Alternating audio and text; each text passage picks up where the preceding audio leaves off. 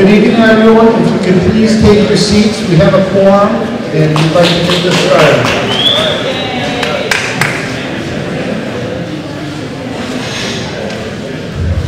First thing I'd like to recognize is our distinguished guest. State Rep John Sybeck is here. John, if you raise your hand. Thank you for coming. I have a couple quick announcements. At the last special town meeting, the Hadley Mothers Club, who has refreshments in the back, collected and donated $300 to the Hopkins students, helping students for Hurricane Harvey. Tonight, the collections will be dedicated to a school, Summerland Key, in Summerland Key, Florida, and they've been affected by the Hurricane Irma. Obviously, Hadley Mothers Club will host their holiday fair November 18th here at Hopkins. Over 60 vendors, food, entertainment, silent auction, and raffle, and the hours are 9 to 3. Along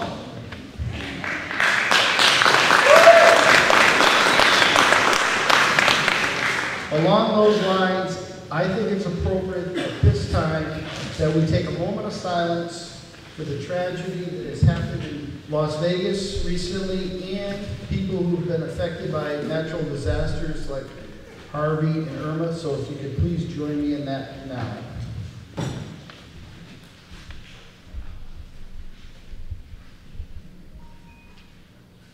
Thank you very much.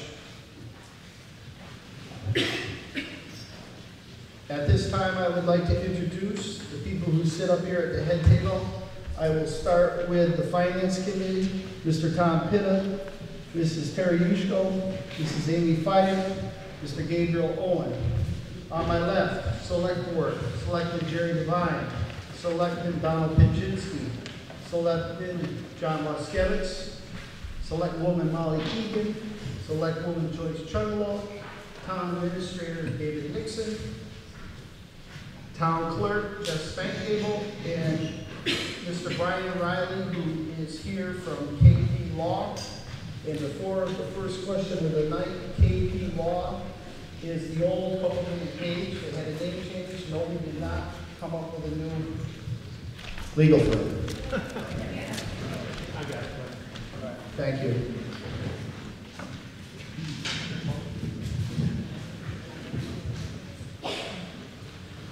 I'd also like to thank Hadley Media, who does a wonderful job broadcasting and setting up for these meetings. I thought they did a fabulous job at our special town meeting that we had a little while ago, and I forgot to thank them, so I'd like to do that at this time.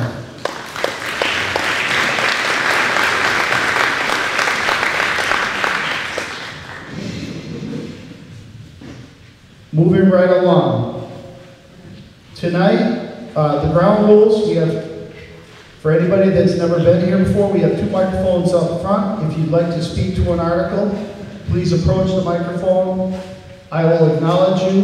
Please refrain from speaking twice to an article until everybody has had a chance to speak at least once.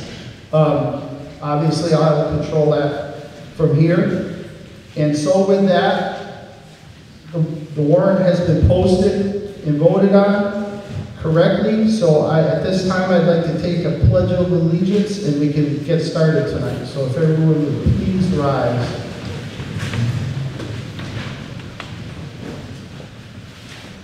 I pledge allegiance to the flag of the United States of America and to the republic for which it stands, one nation, under God, indivisible, with liberty and justice for all.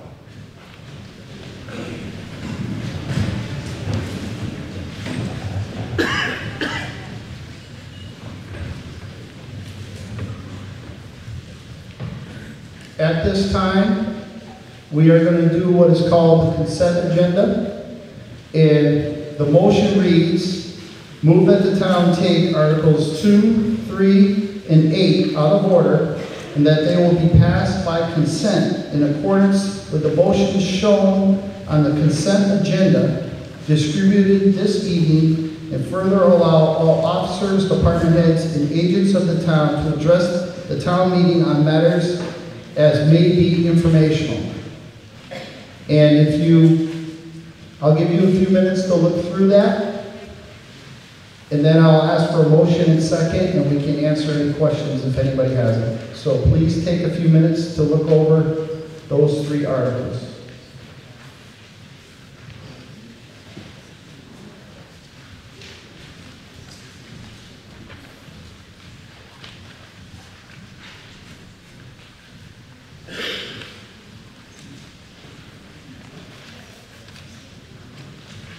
Thank you very much. Do I have a motion? Do I have a second? Been moved and seconded. This is a simple majority to pass these 3 articles. Is there any questions, concerns? Edwin Matusko. Hi, Edwin Matusko, 116 Stockton Street. Do we have a quick review of what these 3 articles are doing? Just a quick. Absolutely. Mr. David Nixon will speak to that.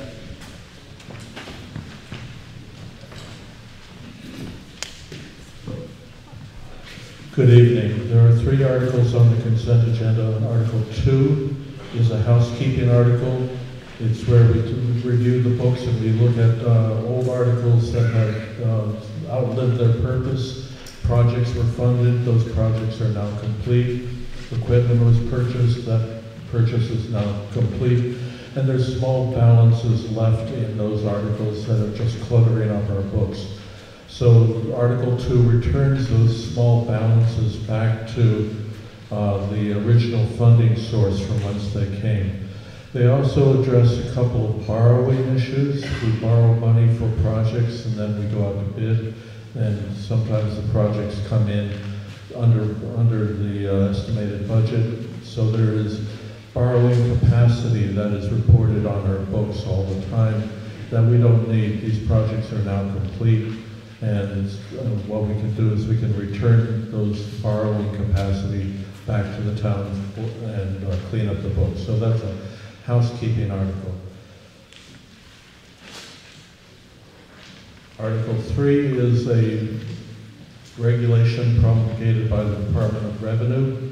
It affects our revolving funds. At every annual town meeting, we take a vote to establish revolving funds to provide services that are supported by fees and are not supported by the tax rate.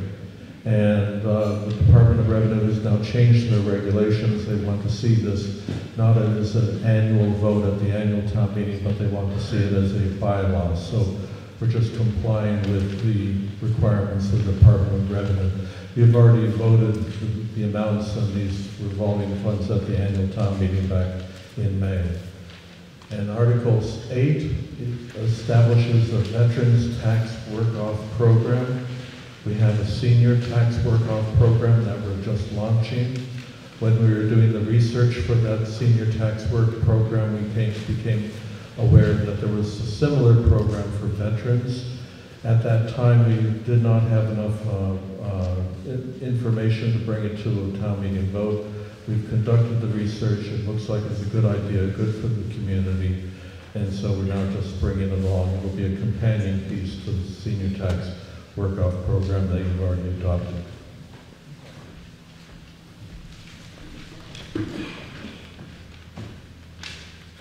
Thank you, David. Anybody else? Any questions, concerns? Once again, it's a simple majority. All in favor of the consent agenda, please signify with your green card. Opposed? Anybody abstaining from the consent agenda? Passes unanimously. Now we'll move to Article 1, which is the budget adjustment.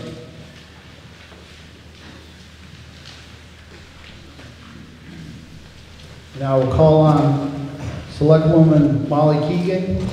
She's going to give us some background, some State of the Union address here before I read the motion and article.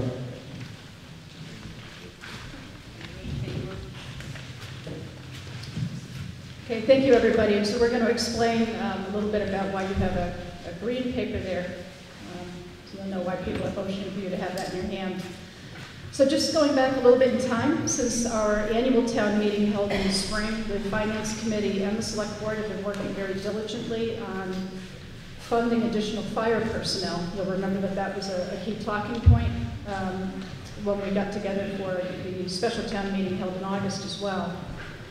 So during those discussions, for those of you who've been paying attention to any of the meetings, you may be aware of the fact that we were actually talking about the possibility of coming to you tonight with an override. That conversation took a different turn, and it was determined that that would not be appropriate, and that there was an awful lot of thought and reflection that needed to go into that prior to making such an ask. So we really decided that we weren't ready for that. It wasn't the time, and that before we do bring any of that conversation forward to you, that we really need to do a further evaluation of revenue options. So you may also have heard at some of our meetings that we've begun looking at the possibility, and again, please, it's only a possibility, so we're just doing a fact gathering right now, of readdressing a split rate rather than a single rate system that we have here in town. But we also recognize if we're even to think about that, we need to take into account low-income exemptions, agricultural, small business exemptions, veterans. Again, there's an awful lot of work to go into that. So more to come on that front. That's what we are going to be spending a fair amount of our time on between now and the annual town meeting, in the hopes that that will be fully vetted. So, you know, keep your eyes and ears peeled on information to be forthcoming in that regard. So the other thing you should know is at the time that we held a public forum, which was just last week, and when the warrant itself was posted, there were recommendations on the table for certain budget cuts. And I believe the operating cuts totaled somewhere in the neighborhood of $45,000. The idea was to help offset the desired increases, specifically, you know, most notably fire personnel. Since just last week, free cash was certified, and we have learned that free cash was higher than we anticipated. That's not necessarily a bad thing. And as a result of that, we have made some modifications to the articles tonight, and we are now no longer asking for a $69,000 draw on our stabilization account, because it's not necessary. And rather than presenting you with borrowing for 3 pieces of equipment, we're actually suggesting that we use $172,500 of that free cash for that purpose. So you'll be hearing about that as we go through the articles. The moderator's going to read the actual motion, but I just wanted to make note of the fact that we met last evening and a vote was taken by the Select Board, who recommended that the cuts originally anticipated be removed from the budget adjustments and put on hold so that they can be addressed during the Springtown meeting in the context of, again, a bigger picture. So that vote on the Select Board's part was 3 in favor, 1 against, and 1 was absent.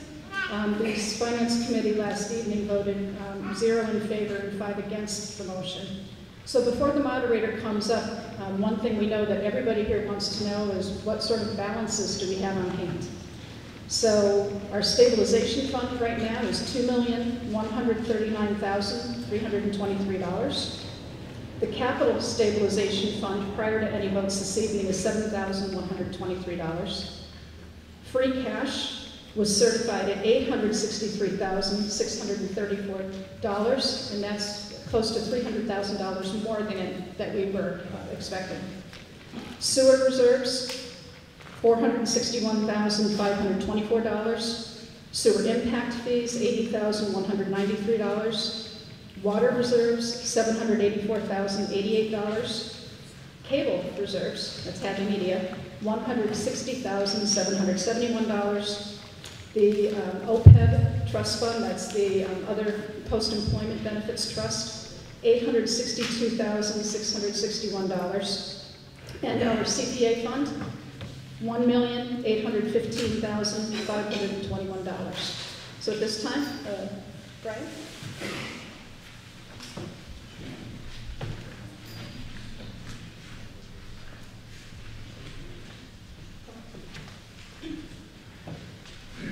So we're going to be working off of this green handout right now, okay? So Article 1, to see if the town will vote to amend the fiscal year 2018 budget by amending the vote on Article 6 of the warrant of the annual town meeting held on May 4th, 2017 as follows. Select Board salaries, Chair, $1,400 to $1,400.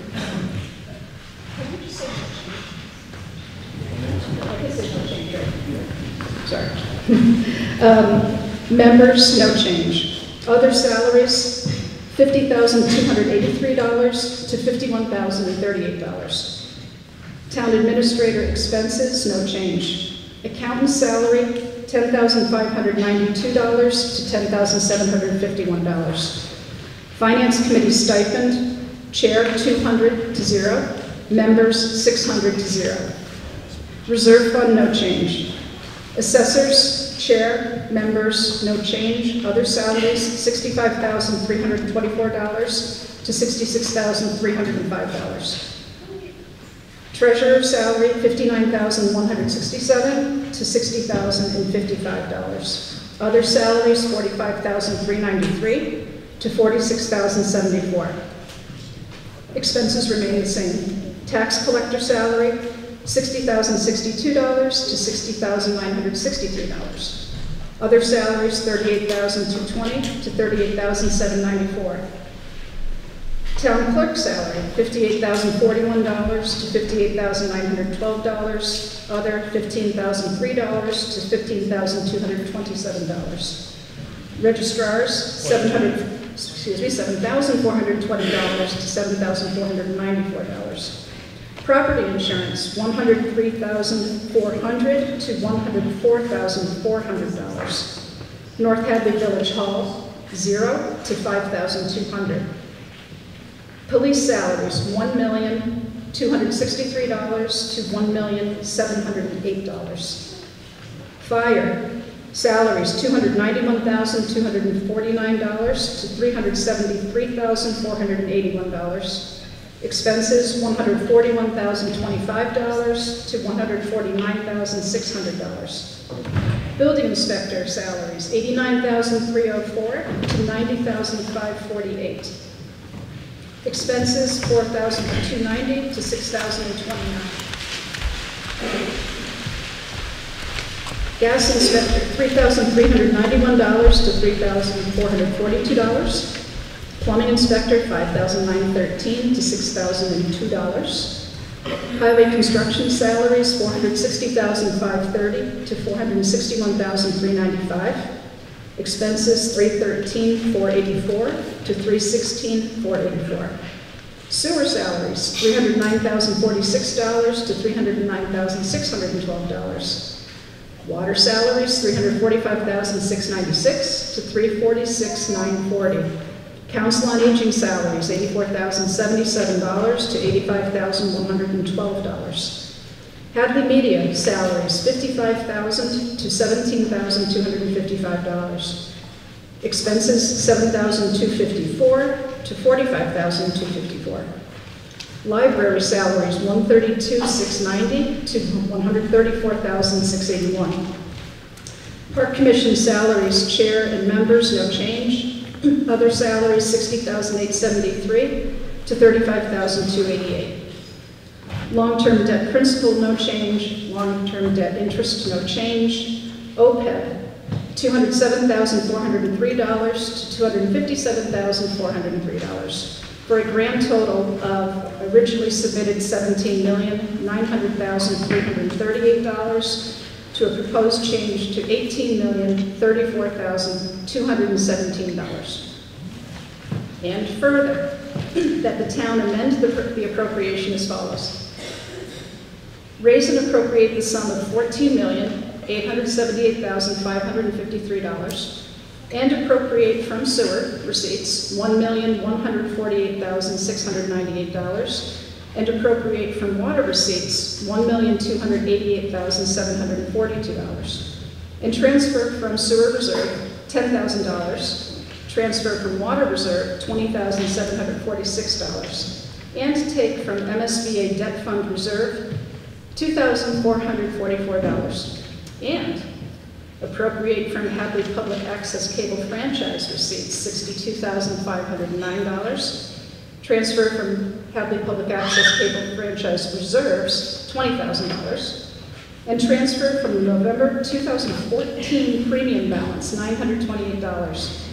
And transfer from free cash, $601,597 for the maintenance and operation of the town in fiscal year 2018 as recommended by the Finance Committee, including debt and interest, and to fix the salary of all elected officials, including, if appropriate, Select Board, Town Clerk, Town Collector, Town Treasurer, Town Assessors, Town Constables, Board of Health, Elector under the Oliver Smith Will, Planning Board, and Park and Rec Commission, and to provide a reserve fund, or take any action relative thereto.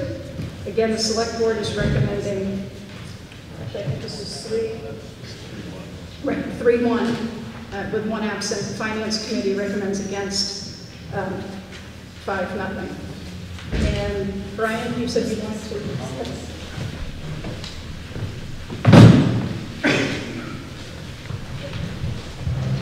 So just to clarify, the select board was 3 for, 1 against, and 1 abstention or absence. 1 absent, and Finance Committee is recommending against 5-0. The motion reads, move that the town adjust the fiscal 2018 budget as delineated on the green handout showing the amendment to Article 1 of the special town meeting warrant for October 5th, 2017 and distributed to town meeting attendees and incorporated by reference herein. Do I have a motion? Do I have a second? Discussion. Anybody have any questions?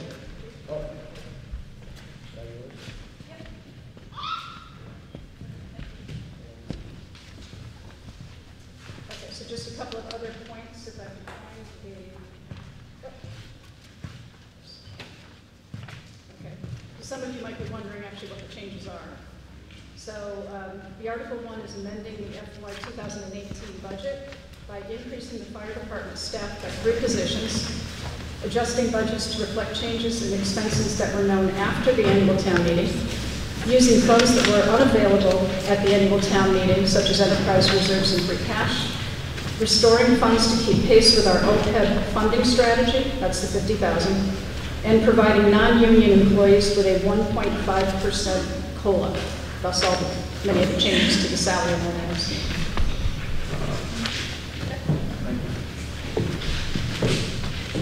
Yes. Seth Desmond, 225 Middle Street. Are we going to hear from the Finance Committee why they're all against? You certainly may. Mr. Gabriel Owen.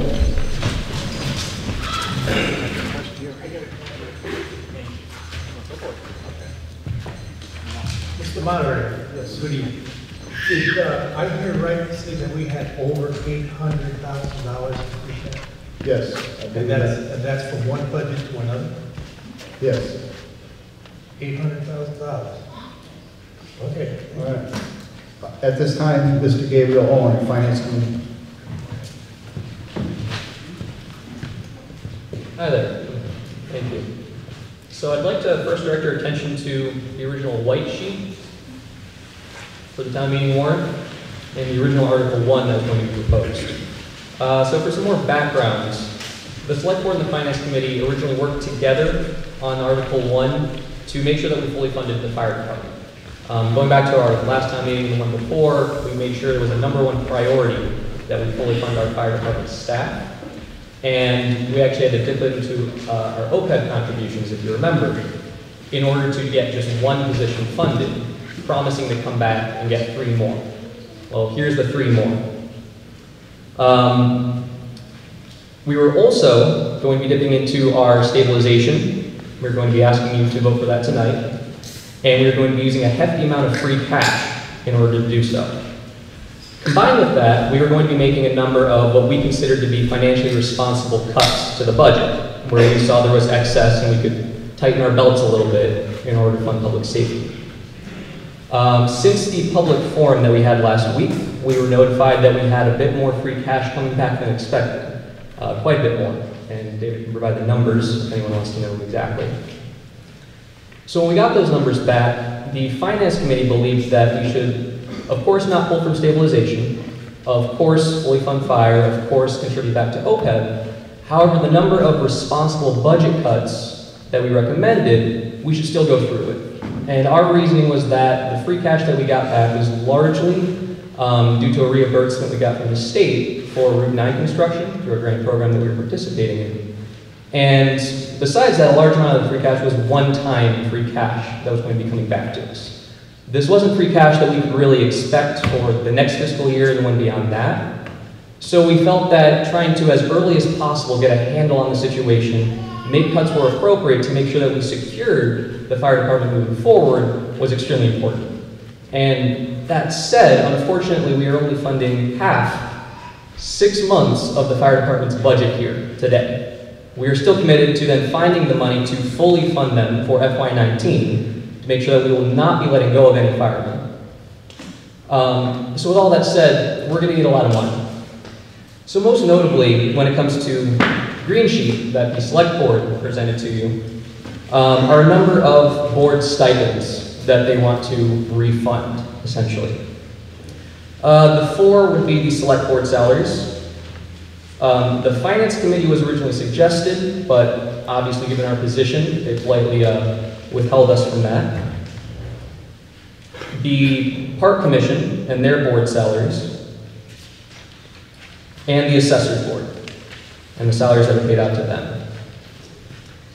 So, back in 2013, there was actually a recommendation made to the town of Hadley from the Department of Revenue that we should not pay stipends to our volunteer boards. It's very unusual across the state of Massachusetts, just in general, to do that. So if we're looking at, tightening our belts, it just seemed like a no-brainer, the first place to go. We're already kind of, abnormal when it comes to the state, and there's actually an added cost to it, which is if you get paid a stipend for volunteering your time on one of these boards, you're eligible for health insurance. So while these stipends might not look like that big of an amount on the paper, the amount of health insurance that comes with that can be a significant cost to the town going forward. So we were very confused as to why back in 2013 this wasn't addressed. And the select board has expressed a willingness to work with us in fiscal year 19 to address these board stipends. But our reasoning is there's not much reason to wait. This is overdue. We're already preparing for 19. So why not in 18 now, cut those stipends? There's a number of other line items that we can go through that we feel are largely administrative. So first up, there's $10,000 that will be coming out of the reserve fund, originally. That's line 132. And that would be restored with the select board's plan. So we felt that it didn't need to actually go back up to $50,000, that $10,000 can remain taken away, because the free cash amount that we'll be left with after all is said and done is roughly $39,000. So that means if everything passes today, as is presented to you, the amount that we'll have left over to help us get through 18 in case something's out of whack and we didn't predict it quite right is $39,000. The select board's policy on that free cash number is actually $75,000. So they would recommend, and we would recommend, that we have $75,000 to help us, get through the fiscal year for any unpredicted, expenses or shortfalls. So that $10,000 can go a long way, as well as the select board stipend, the assessor stipend, and the park commissioner's stipends, as well as a number of other things on the list. So the other big ticket items, I suppose, would be line 710, so the long-term debt principal. Essentially, obviously, we have a lot of debt that we pay off every year, and as part of our plan, we are going to take $10,000 of that and push it off 1 year, pay it off next year, to give us that $10,000 now, to give us a bit more of a cushion to pay off fiscal year 18 if things, again, go out of whack. The interest rate on that is 1 to 2% tops. So it's not like we're talking about huge costs for pushing this off of the year. And then the last big item was the Council on Aging salaries. So they noticed going through their budget that due to programming and staffing and a number of other factors, that they may have a little more money this year than they can fully use. So they generously, when we were calling, a call to arms for helping public safety and fully funding that, they generously came forward and said that they may not necessarily need that money. Now, under the select board's plan, we would be essentially giving it back, which isn't necessarily a bad thing, but taking into consideration that they've already said they may not need it, and that we are already under the $75,000 cushion that we've set by policy that we need to give ourselves, it would be better used in the free cash pile to give us that cushion. Certainly going forward into the next year, we wouldn't take that $10,000 away from the senior center. They can certainly put it to good use, and we'll reevaluate the budgets every year. But at least for this year, it could certainly go a long way in giving us that cushion in free cash. So I would certainly like to open up to the floor to ask line item by line item, comparing the green and white sheets in front of you, as to why we should be restoring things as the select board is suggesting. And you've heard it before, going into fiscal year 19, we're going to need to tighten our belts hard. So, thank you.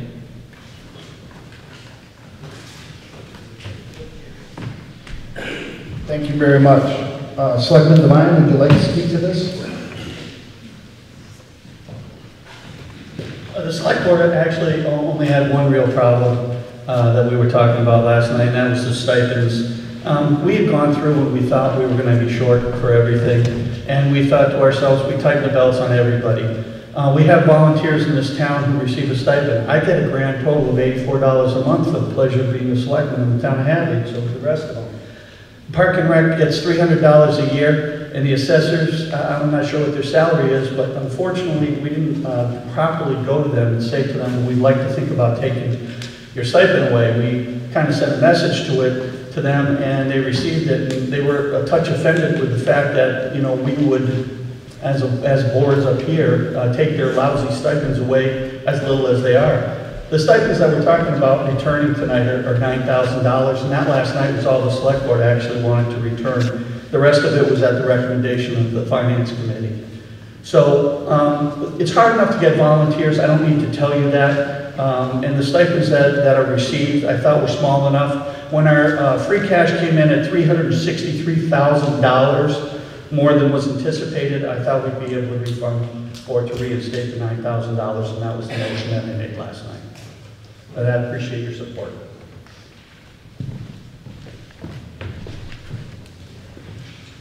Thank you, Mr. Devine. Anyone else?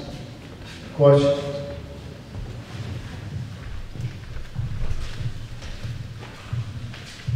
David Wiskevitz, 126 Middle Street. So I was listening carefully, and I understand the stipend isn't very much. It's only about $9,000. But what is the relationship of the health insurance? What is that grand total?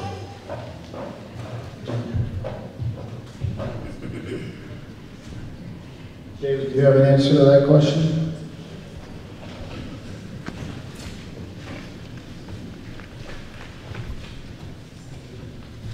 Back in 2010, the select board looked at the health insurance eligibility for part-time elected officials who were receiving a stipend. We offered health insurance. Anybody who had a stipend as an elected official was eligible for health insurance, and the health insurance cost per person can vary quite a bit. It depends on whether they enroll, what plan they enroll. It could be upwards of $15,000 per person. The select board looked at this issue and decided that they would they would grandfather anybody receiving the health insurance benefit. But from April 1st, 2010, anybody who came onto a board or cycled off a board would no longer be eligible. The people who are on would be grandfathered for as long as they continued to serve, but new people come in and would not be eligible for the benefit. And over the years, we've seen the number of people who take the benefit dwindle. I don't know what the number is. At 4? Linda? 4 still? And starting out with 11 people, we're down to 4 or 5.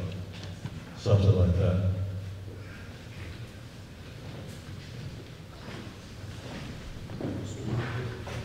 Yes. Sure. Selectman Donald Krzyzewski.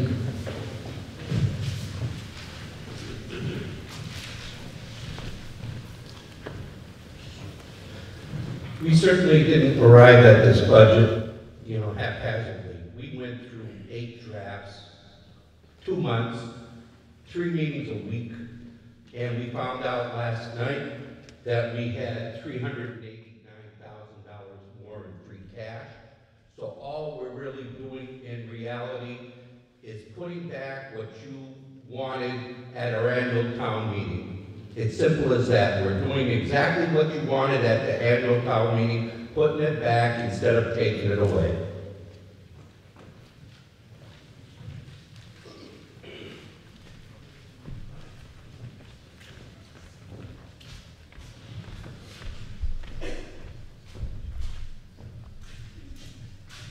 Joyce West, 219 May Road. I still have a problem with what's left in free cash.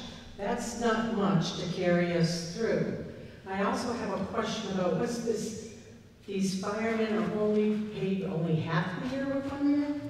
What's going to happen in the second half? We're halfway through the year. Is that why they're... Okay, so come next June, when we have our annual town meeting in May, we're going to have very little in free cash, if anything, very little money, and now we're going to have budget crunch, and we're going to have to lay off people. Is that what's going to happen? And we're going to be in the same boat. Now it's not certified by the state. Let's wait for the fall. Let's see what we have for money. $39,000 is not much money for an individual, never mind a town. I really do not think this is a safe way to go. You have to think, how much do you want in your bank account if something happens? And we know in the past things have happened. Thank you. Sure. Gabriel. So to touch on a few points, especially about public safety, I just brought up. Yes, because we're already halfway through the year, this amount will only fund 6 months worth of firefighters. So going into fiscal year 19, where we keep this amount exactly as it was, we'll be able to pay for 6 months of firefighters. So that's why both the select board and the finance committee, committed to even the original white sheet, funding public safety now because the nature of it is obviously a pressing need. And then when we came to fiscal year 19, we really cut down the budget where needed, if needed, in order to come up with a full 12 months to keep all of our firefighters hired. So again, that's why the finance committee is recommending that we make every cut available to us now to start giving ourselves that cushion, to start building up some momentum going into fiscal year 19, so that we're not blindsided all of a sudden.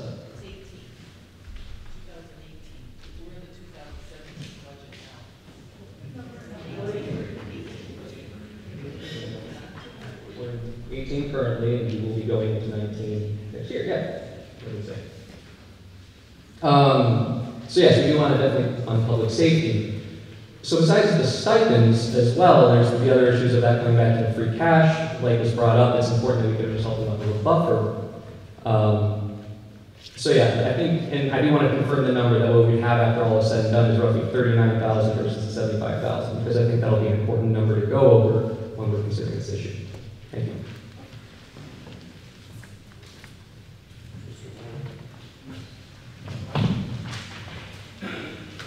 Hold on 1 second now. Go ahead.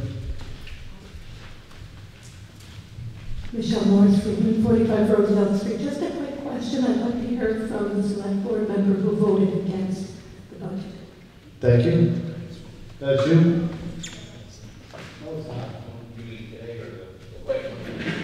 Against the green one. Thank you.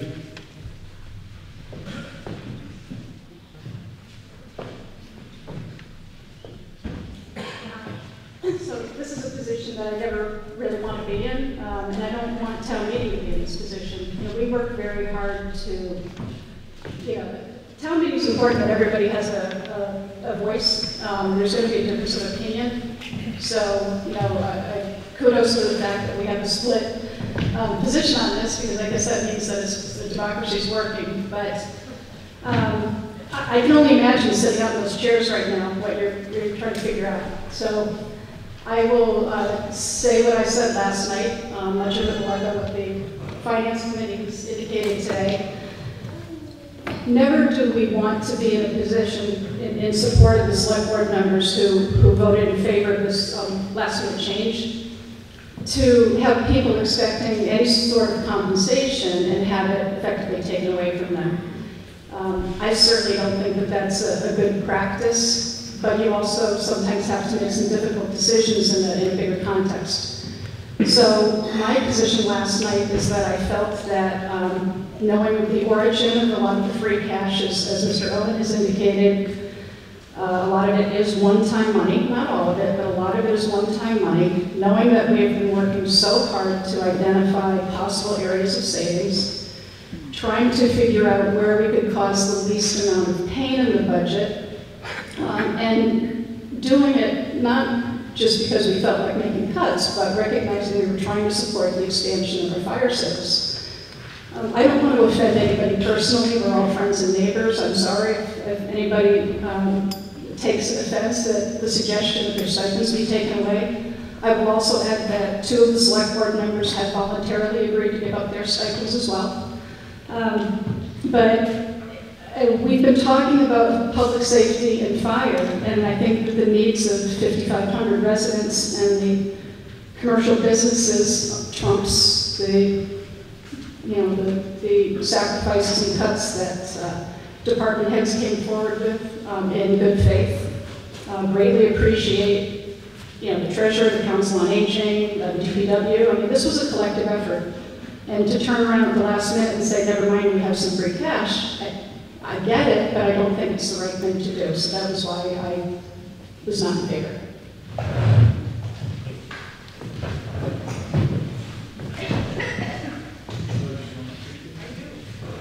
Selectwoman Joyce Trumbull.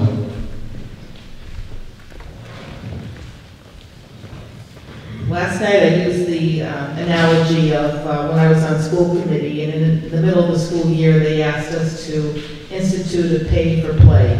And I didn't feel that that was the right time to do that. If you're going to institute something, it should be the beginning of your budget year, beginning of the school season, not in the middle of the school season where you would have to ask people to bring up some money to pay for play. So this is the same idea with the stipends. If we didn't have conversations with the other elected officials and we're asking them, or actually told them they were giving up their stipends, and I'm sorry that it's all boiling down to these ridiculous stipends, but this is what it boils down to. The other money that comes from free cash, made a motion last night to take $172,000 for capital expenditures. And instead of being on the borrowing end of it, where it would increase your taxes and go to the November 14th ballot and have you vote whether or not you wanted to purchase these other items and then add that onto your tax base, the $172,000 alleviates that so that you will not have to do that. It's going to be a capitalization and it'll be paid for so that you're not going to be taxed for it. So there was a lot of things that went into the decision last night, and I think that the budget is what it is, and it's going forward that we all need to work together. And if that's the conversation that we need to have, to ask the other elected officials and other people to put their heads together and see what their budgets are, then this is the time to do it, not in the middle of the budget session.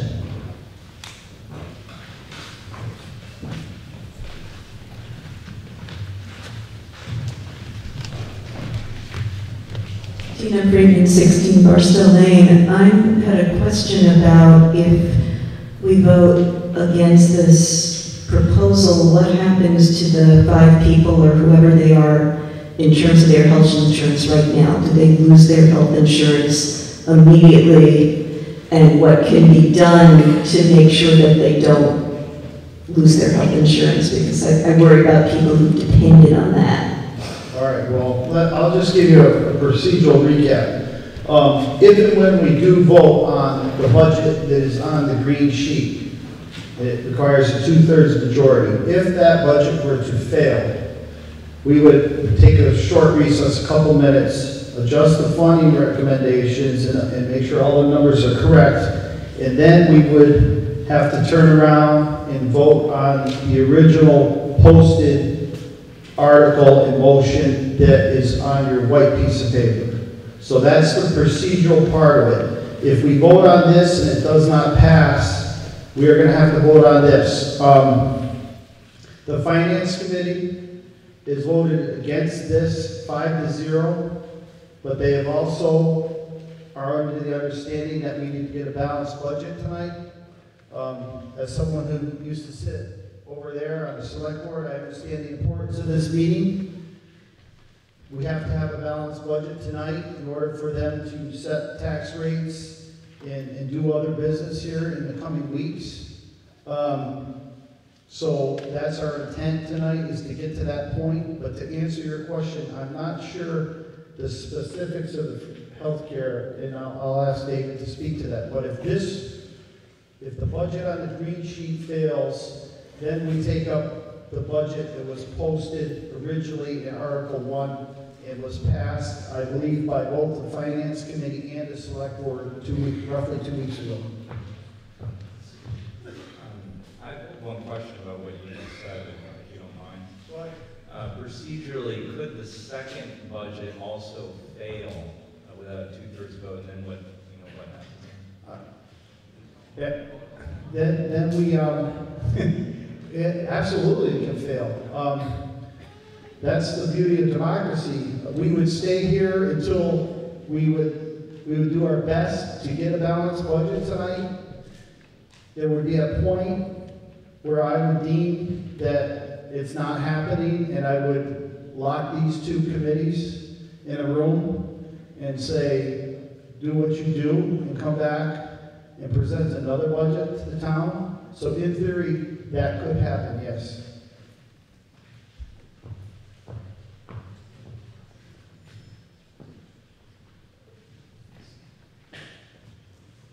So I'm going to address the question about the health insurance eligibility for part-time elected officials for this current fiscal year. We're a quarter of the year into it, so these people have received the first quarter of their stipend. And the rule is if you pay them $1, then they're eligible for the benefits. So they've already received money. So regardless of your vote tonight, nobody's going to be losing their health insurance this year. We'll have that debate next year.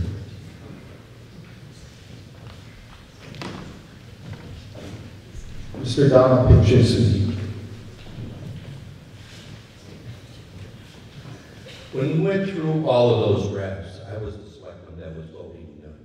And the reason about it is because this is just a Band-Aid fix for the 3 firefighters for half a year.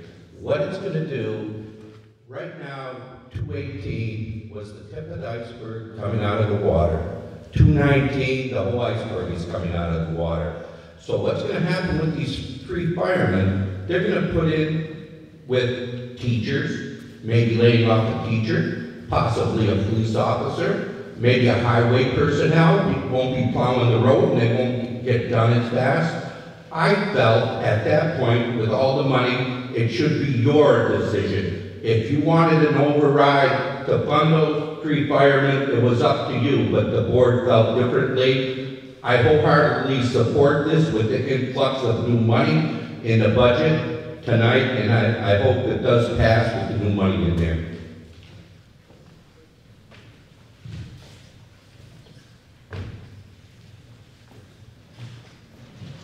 Anyone else?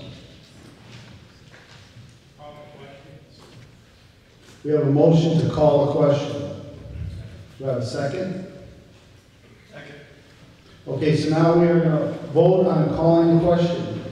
If the vote passes, then we immediately move to a vote. If it fails, we continue to discuss the motion on Article 1. So, all in favor of calling the question now, please signify with your green card. That's more than a simple majority. So now we will move to the vote. And can you please keep your green cards up so that I can count them? Because, like I said, this is a 2/3 majority to pass. Do we have a count from the registers? 138. 138, thank you very much. All in favor of the motion, and I'll reread it. Move that the town adjust the fiscal year 2018 budget as delineated on the green handout showing an amendment to Article 1 of the special town meeting warrant for October 5th, 2017, and distributed to town meeting attendees and incorporated by references herein. All in favor, please signify by raising your green card.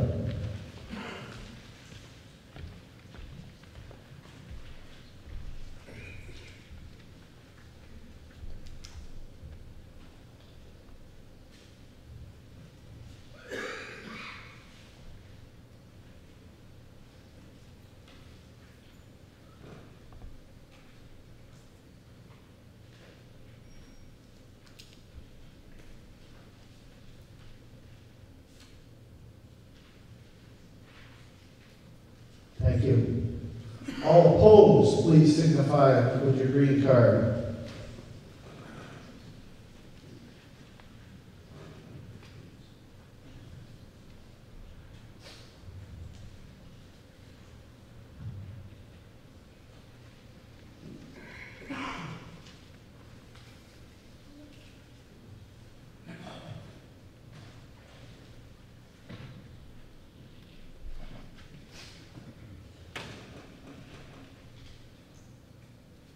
Thank you. Anybody abstaining from Article 1, please raise. We have one abstention.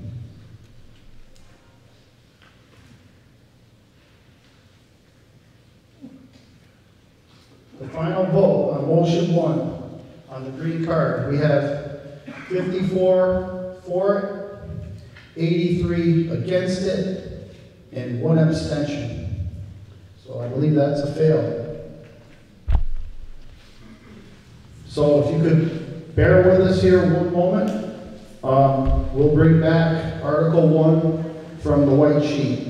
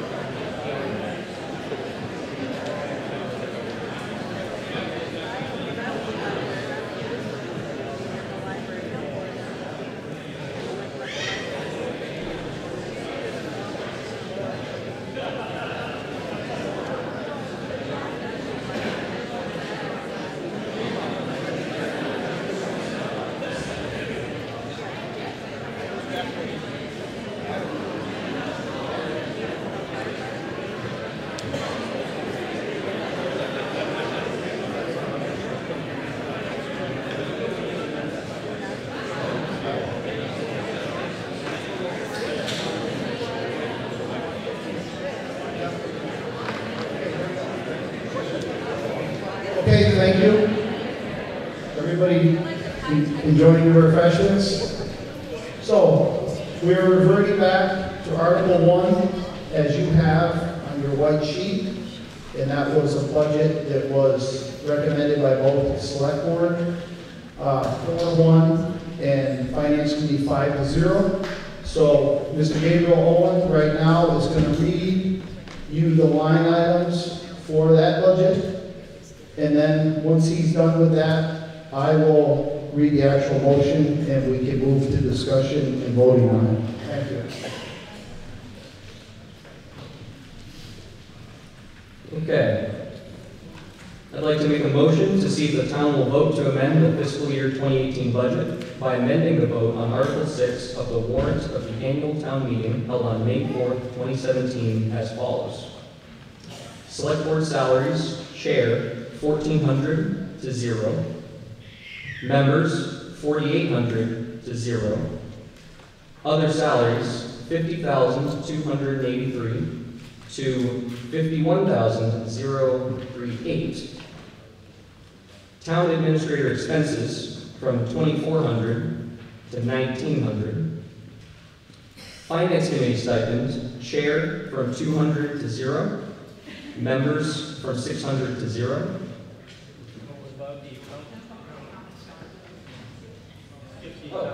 And the accountant's salary from $10,592 to $10,751. The reserve fund from $50,000 to $40,000.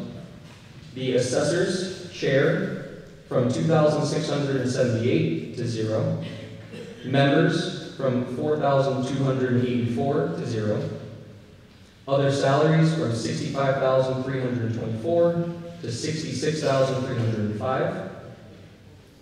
The treasurer's salary from $59,167 to $60,055.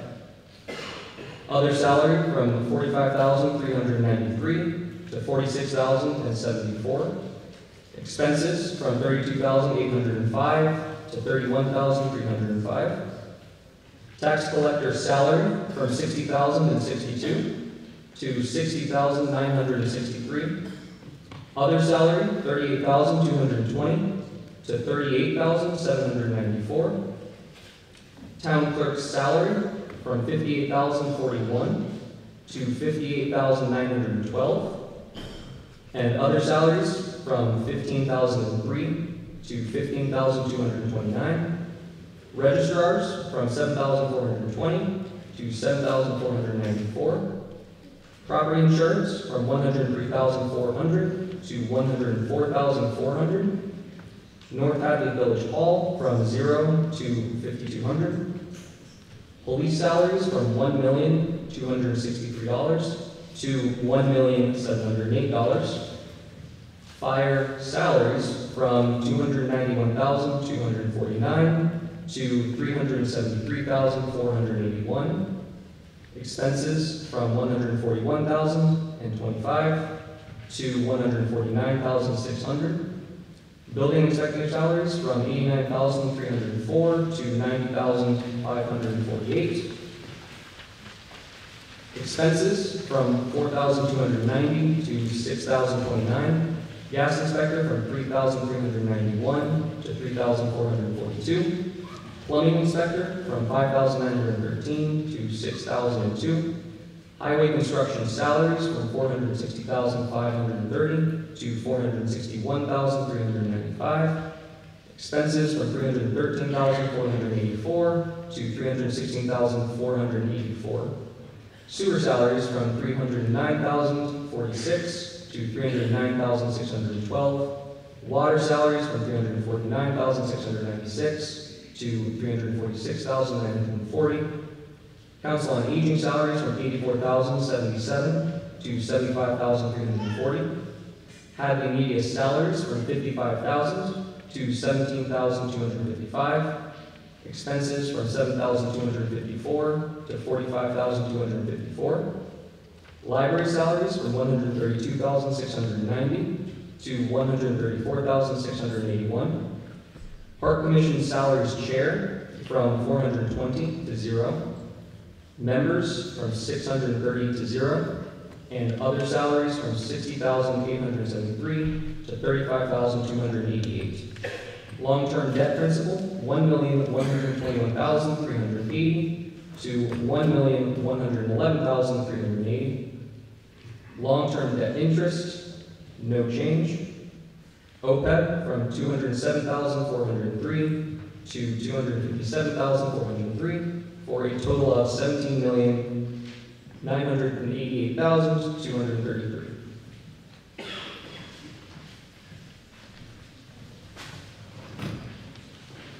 And further, that the town amend the following appropriations. Raise and appropriate the sum of $14,878,553.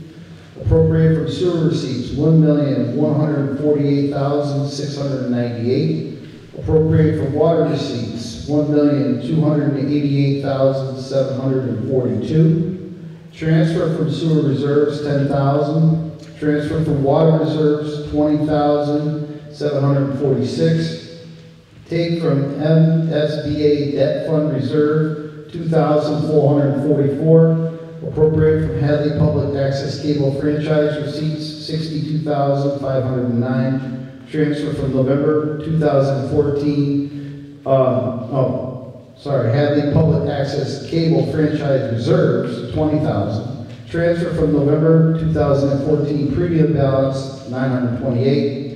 Transfer from free cash, $555,610. For the maintenance and operation of the town in fiscal year 2018 as recommended by the Finance Committee, including debt and interest, and to fix the salary of all elected officials, including, if appropriate, select board, town clerk, town collector, town treasurer, town assessors, town constables, board of health, electoral under Oliver Smith will, planning board, park and rec commission, and to provide a reserve fund, or to take any action relative thereto. Once again, the select board recommends this 4-1 against. Finance committee recommends 5-0. And I will now read the official motion. Motion for Article 1, move that the town adjust the fiscal 2018 budget as printed in the warrant as delineated in Article 1 of the special town meeting warrant for October 5th, 2017, and incorporated by reference herein. Do I have a motion? Do I have a motion? Do I have a second? It's been moved and seconded. Discussion. Hearing none, I'll call for a vote. Once again, we're dealing with a 2/3 majority, so please keep your card. You got a motion, Linda? Yeah, do you? Go ahead. I apologize because I stepped out of the room, but do we need to amend it up for the amount of salary that's already been paid?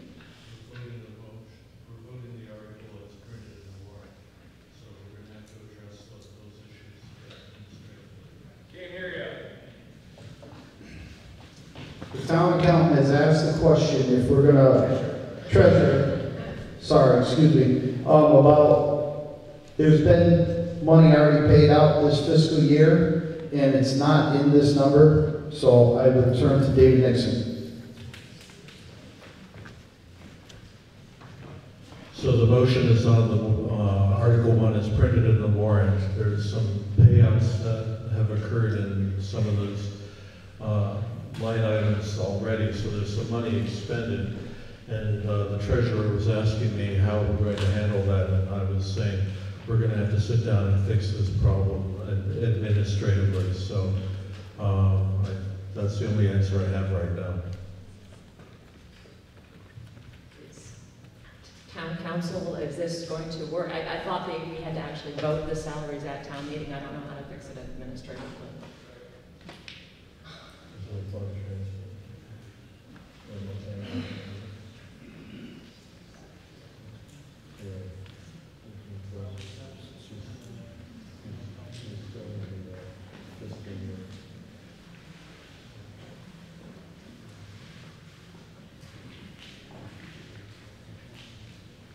Yeah. So we're talking inside baseball, if you will, is that we're trying to fix a problem that we anticipate is going to happen if this vote is successful. This is something that I think we can address at the annual town meeting if we can't solve it with a reserve fund transfer from the Finance Committee. Thank you, Linda.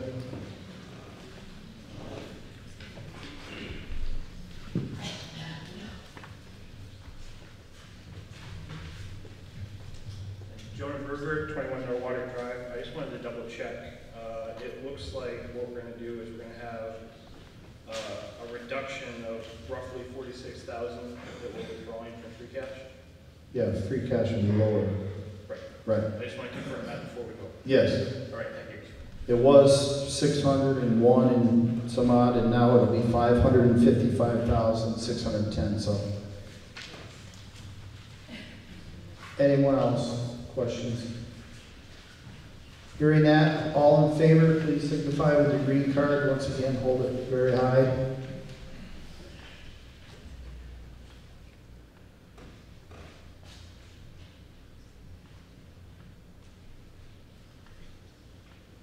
Thank you. Anyone opposed? 1, 2, 3, 4, 5, 6. Anyone abstaining from Article 1?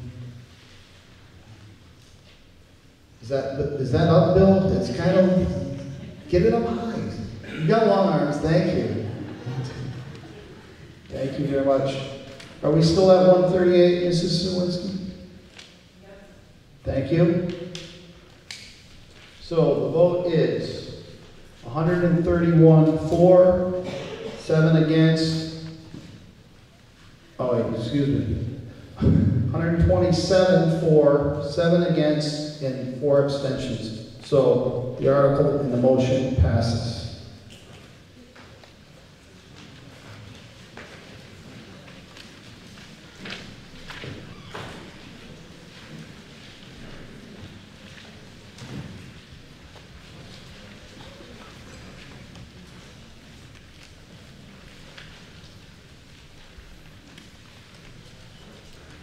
We are now going to go to Article 4.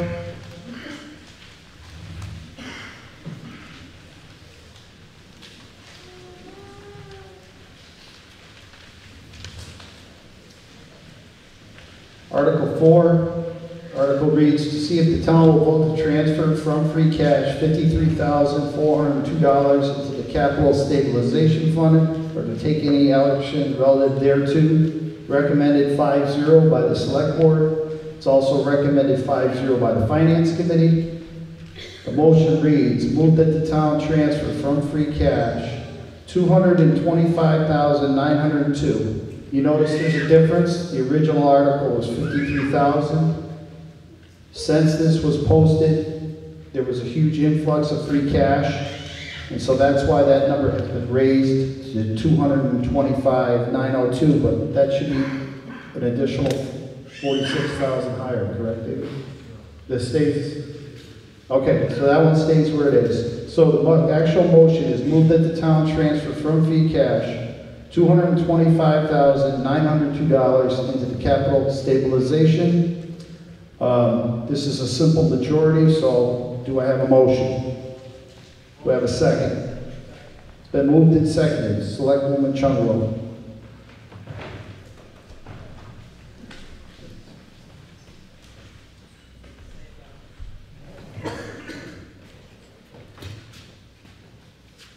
I think I briefly mentioned it before, but the money being transferred from free cash into the capital stabilization will be for the projects of where we won't have to borrow money to add to your tax base on certain articles, which comes to $172,000. And the balance will remain in capital stabilization. Any questions? Hearing none, all in favor, please signify with the green card. Thank you. Opposed? Abstentions? One abstention. So that's 137, 0, 1 abstention. Motion passes.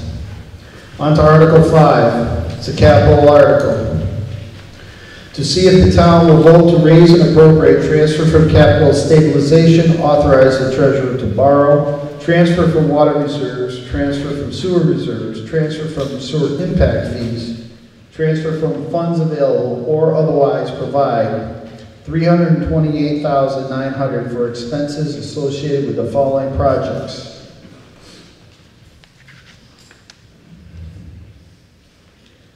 I'll let you read through them. And there's, because of the influx of free cash, I can tell you the police cruiser, the administrative vehicle for the fire department, and the F-500 truck from the highway department, which were originally going to be borrowing items, are now going to be paid with free cash, so there'll be no borrowing for those 3 items. The select board recommends this 5-0. Finance committee recommends it 5-0. Capital planning committee recommends 4-0. And Mr. Devine will speak to this article.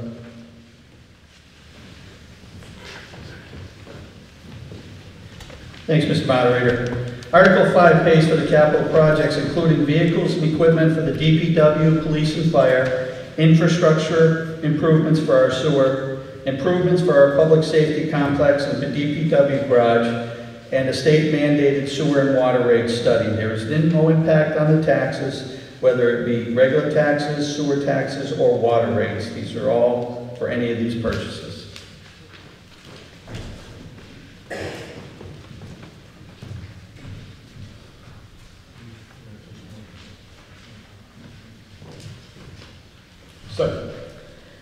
Richard Truesdale, Kennedy Drive. This is sort of a point of order. What happened to Articles 2 and 3? We did a consent agenda where Articles 2, 3, and 8 were encompassed within that. Okay, it must have been before I got here. Okay, thank you. I think what you said, you referred to the three that were borrowed, and you said they're now going to be paid from free cash. We just moved free cash into capital I mean, companies? I misspoke, it was Okay. capital stabilization. All 3 of those are now going to be funded, that say borrow on the sheet are now Right. going to be funded by capital Right, so stabilization. the most important thing is that we're not going to be borrowing them, and they're not going to show up on that ballot Right. next month. I just want to make sure we say the right funding source. Thank you very much, Linda. Anyone else? Andy Morris, 345 Roosevelt Street. Can somebody please tell me what a SCADA system is and what a Sally port is? I don't mind paying for them, I just want to know what they are. Sure. We're all about learning here.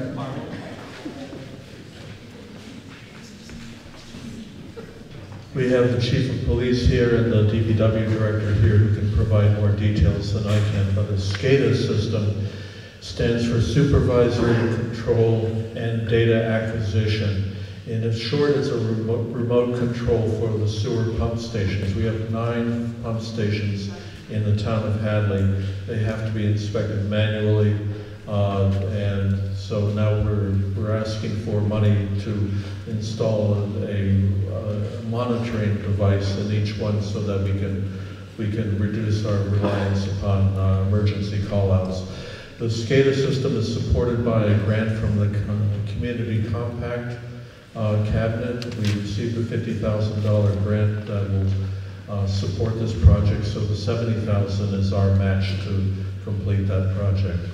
The Sally Port is a special entrance for cruisers in the public safety complex where it's important to go directly from the outside into the inside when you're transporting something that should not be on the outside, such as a human person. And that's what that's for. If the other folks would like to add more to that, go ahead.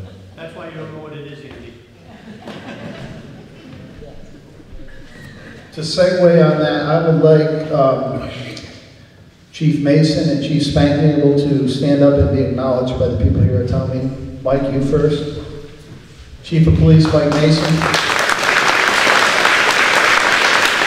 Chief Secretary. Any other questions? Oh. DPW Director's here also. I didn't see you. Marlo. Once again, as someone who sat on the Capital Committee for many, many years, I'll just give a philosophical speech here for 1 second. If we have the capital plan for this town is about this thick and it grows every day. And thankfully, we use meals tax money to fund a lot of it.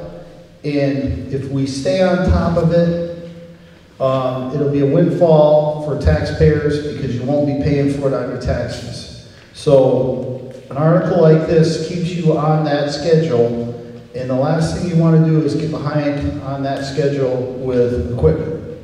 So that's just my 2 cents on that. Thank you. Motion reads, move that the town transfer $70,000 from sewer impact fees for the SCADA system in the sewer division, $19,500 from capital stabilization for the repairs to the public safety complex, Sally Port for the police department, $45,000 from capital stabilization for a cruiser for the police department, $7,500 from capital stabilization to purchase handheld radar units for the police department, $10,000 from capital stabilization to purchase training supplies, equipment, and ammunition for the police department, $47,500 from capital stabilization to purchase an administrative vehicle for the fire department, $80,000 from capital stabilization to purchase an F-550 truck for the Department of Public Works, $19,400 from capital stabilization to purchase a vehicle lift for the Department of Public Works, and $15,000 from water reserves and $15,000 from sewer reserves for a water and sewer rate study for the Department of Public Works. Do I have a motion? Do I have a second? Questions? This is a capital article, so it requires a 2/3 majority. Please signify with your green card if you are in favor.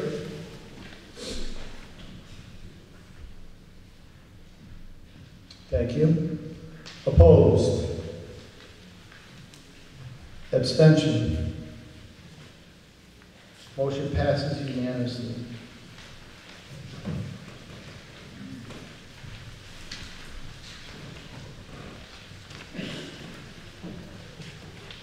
Moving on to Article number 6. Article reads, to see if the town will vote to amend the vote regarding funding to construct a new fire substation as presented in Article 6 of the special town meeting held on October 22nd, 2016 by deleting the phrase, quote, to be located on town-owned lot known as North Hadley Village Hall Ballfield, quote, or to take any action thereto. Mine says select board recommendation pending. Have you guys voted on that? 5-0? 4? Okay, so select board is recommending the article 5-0, and the finance committee is recommending 4-0, 1 abstention. And the motion reads, move that the town amend the vote regarding funding to construct a new fire substation as presented in Article 6 at the special town meeting held on October 22nd, 2016 by deleting the phrase, quote, to be located on a town-owned lot known as North Hadley Village Ballfield. Do I have a motion? Do I have a second? Moved and seconded, Selectwoman Chungalo.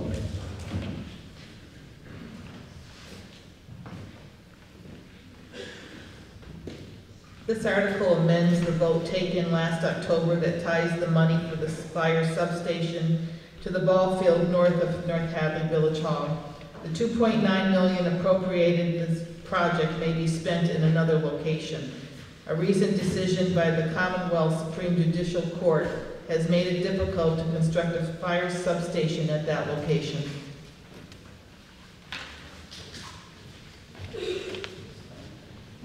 Thank you, Joyce. Any questions?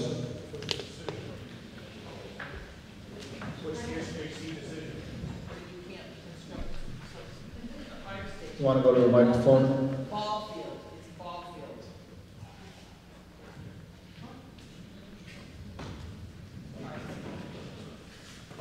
Are you coming up to speak, David? David Nixon. The issue is recreational land is protected by the Massachusetts State Constitution under what's called Article 97. And there was a case down in Westfield that was recently decided that makes it difficult for the town to construct on a ball field. We had problems with this site anyways. It's small, it's in a residential district. The subsurface soils were inadequate for the building, so we had been looking at another place anyways. But the vote that was taken last October tied that money specifically to that lot, which was becoming increasingly problematic. So all this does is just allows us the flexibility to apply the funding for the fire substation to another place in town.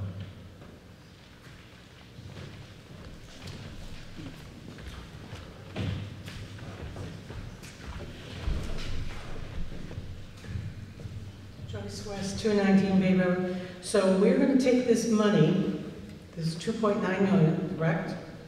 And we're going to put it and hold it to wherever, to apply somewhere else. Don't you think the town should know what they're getting, where they're putting something? I mean, this was voted on the North Hadley ball field, which is illegal. So it seems to me this whole thing should be thrown out, withdrawn, or something, and wait until you come up with a proposal where it's going to be. That's how I feel. Mike, would you like to speak to that?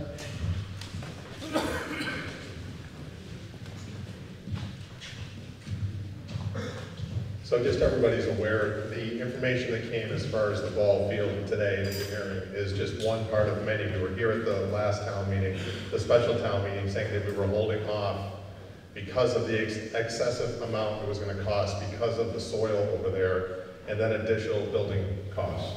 So the North Hadley Fire Substation Committee will be going back to review all this stuff. We've been tasked with seeing what we can come up with to keep it as close to that $2.9 million.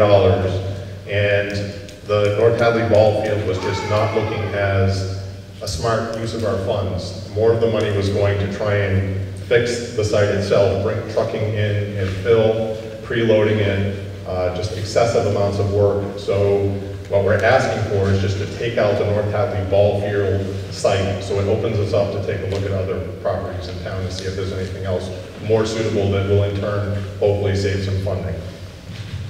Thanks. And Andy Moore, 345 Roosevelt Street. Will there still be a town meeting vote on any future site for a fire substation? Or does this give whomever carte blanche to make any decision they want? David, I'll try and answer this. I believe what this does by eliminating this language, it allows the committee to go out and look for different pieces of property, but before that money is expended, it would have to come back before the taxpayers. Is that correct, David? Right. So that's what he's saying. So will the site have to be approved by town meeting?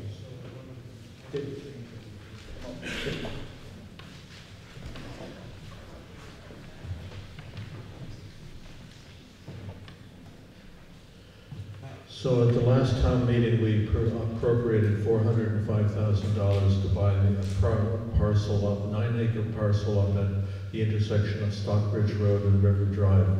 One of the possible uses of that parcel could be a fire substation. The current language that gives the funding to the fire department for a fire substation locks that funding to that ball field and cannot be spent elsewhere. This article is a housekeeping article to allow us the flexibility to build on that ball field if we decide to go forward or some other parcel, which could be the one that was approved by town meeting in August.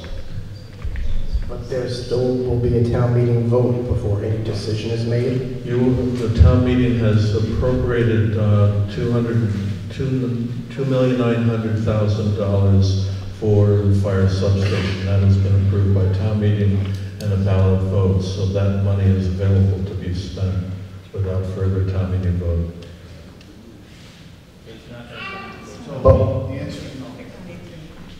Okay, so who will be then making the decision about where the fire station will be? Yeah, ultimately that decision would be made by the select board. So if we vote no on this article, then town meeting retains the authority to select a site? No. This is a very narrow issue. You have a parcel that is locked by the language of the prior vote. We need a town meeting vote to unlock that parcel, that money from that particular parcel. That's the issue that's in front of us. So, to answer your question, if this motion fails, it would revert back to where that 2.9 million is tied only to that piece of property deemed the North Hadley Village Hall ball field, which means if the fire commissioners, who's the select board, in accordance with the fire chief, decided that they wanted to build it on a different site, they would not be able to use that 2.9 million. They would have to come back, rescind that article, that vote, take the money back out, and submit a new one, is what would happen then. So, right? And go to a ballot vote. So a no vote here keeps the money tied to the North Hadley Village Hall ball field. Okay, well, based on that answer, I'm against this article. I want town meeting to have the authority to decide yes or no on the site. So I suggest people vote against this so we start the process over again. The last vote, we had the amount of money and the site. Now we're appropriating the money, but we don't know where the site is going to be. I think we should have the authority to determine both. Thank you. Hi, Dina Friedman, 16 Barstow Lane. Is there a way we can submit an amendment to this article that allows the money, but also states that the site needs approval of town meeting? I mean, I'm just uncomfortable. I don't think this is going to happen, but what if they decided they're going to put it on Mount Holyoke, you know? I mean, I'm really uncomfortable with just that I'm confident. Yeah, okay, I understand that, but I think that, I agree with Andy. Can I offer a friendly amendment? Is there a way legally to do that? To say we appropriate the money has been appropriated, and that the decision on the site will come to a future town meeting, which could be a special town meeting if things need to move to it quickly. Let me check with council. Thank you.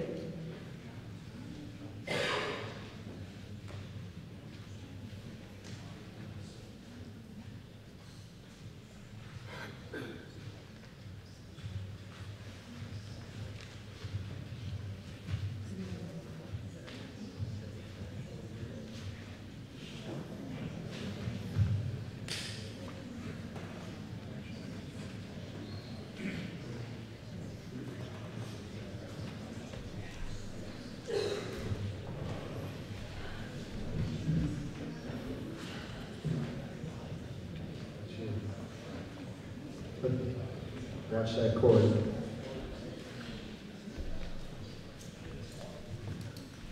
Through you, Mr. Moderator, I would recommend against that.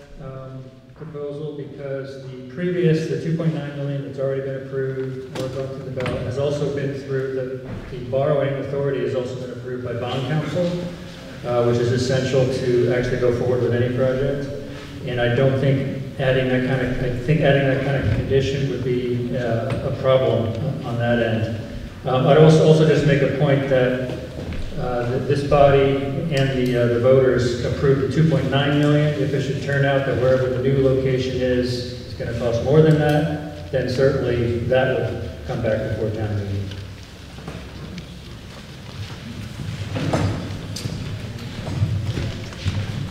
Chief Spangler.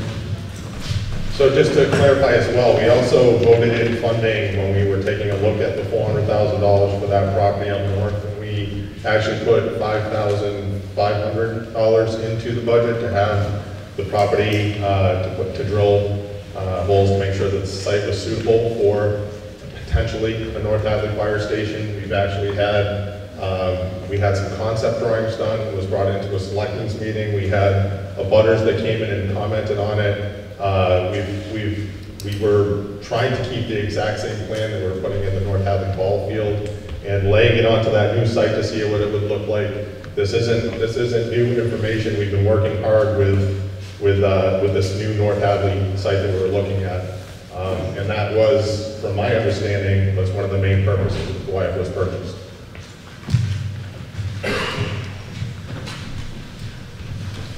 Mr. Dukevitz. Hi, my name is Ed Dukevitz. I live on 10 Meadow Street.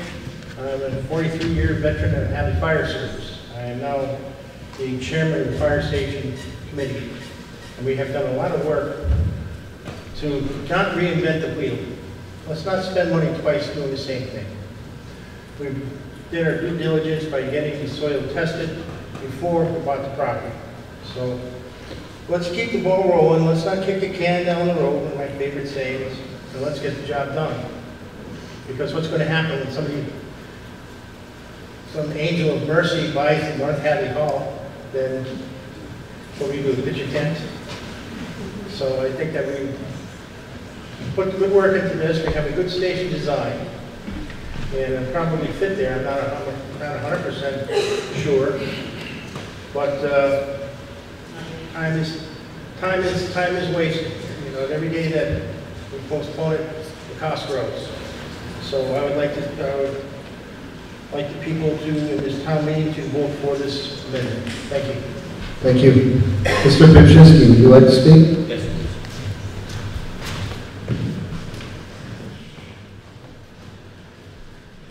It was with the idea that we were going to purchase the land in North Hadley, the 9.5 acres, for a future site for that. But things are changing drastically. In the 2019 capital improvement budget, they have purchasing an ambulance for $348,000, upgrading Center Station to about $2.8 million, which is priority one if we're staffing the main Center Station. And the select board has basically permanently put this substation on hold, and there's going to be a great deal more discussion if we're going to upgrade Center Station and provide an ambulance service and update it so it can accommodate everything what we need to protect the citizens and their property.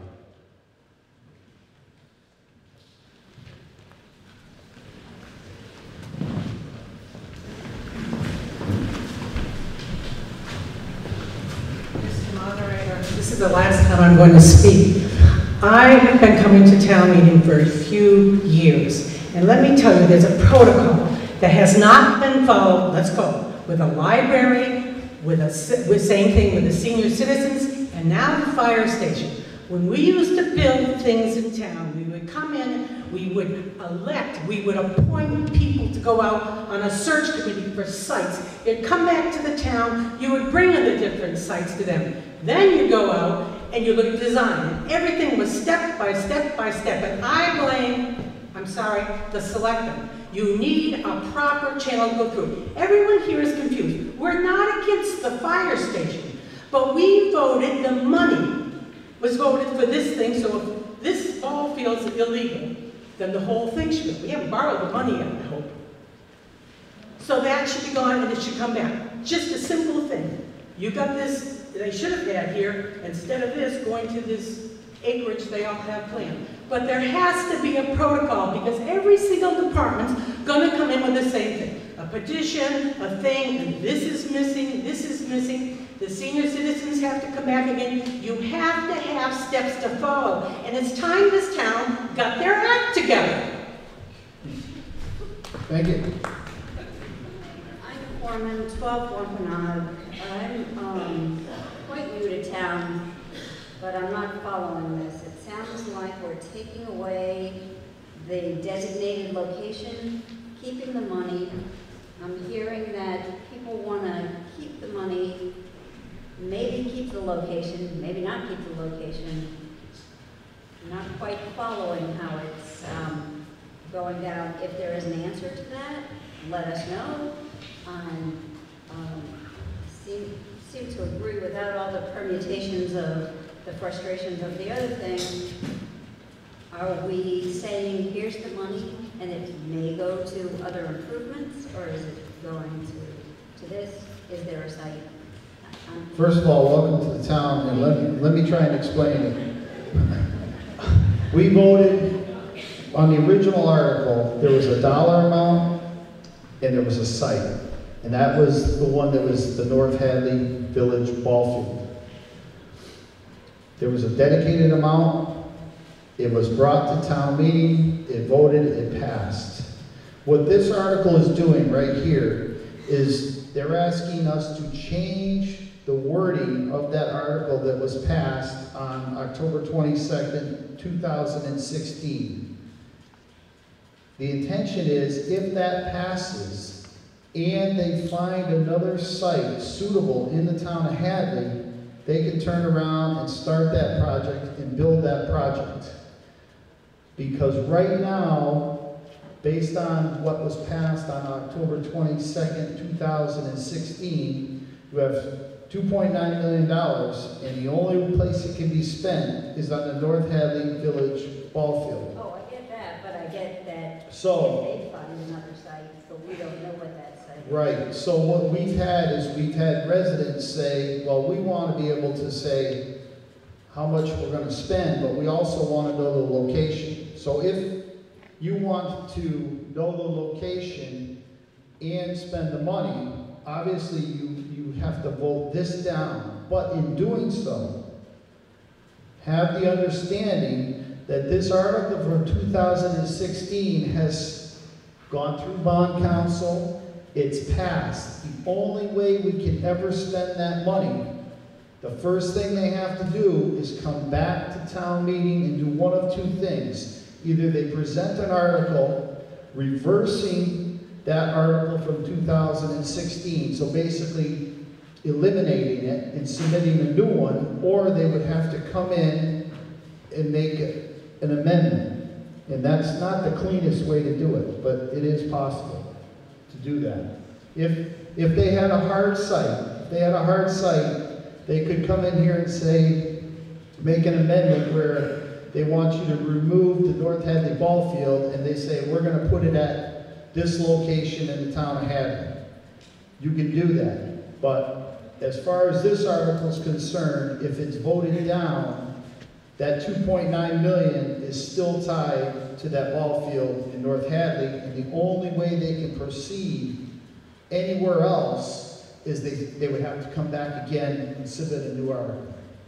Does that answer your question? No, thank you. The other Mr. Dukevitz. Dan Dukevitz, 130 Hockham Road. I'm a little concerned that anybody would consider that place a ball field. I don't think they played ball there for 20 years, number one.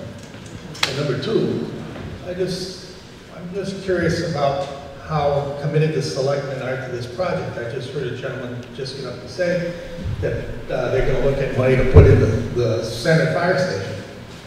But I think for the next 20 or 30 years, you're still going to have need for a call force out there because a lot of full-time places still have a call force. I believe Amherst has one and other places. But I'm just wondering if this is still a priority, or is this just a way to get around something that the town has already voted for?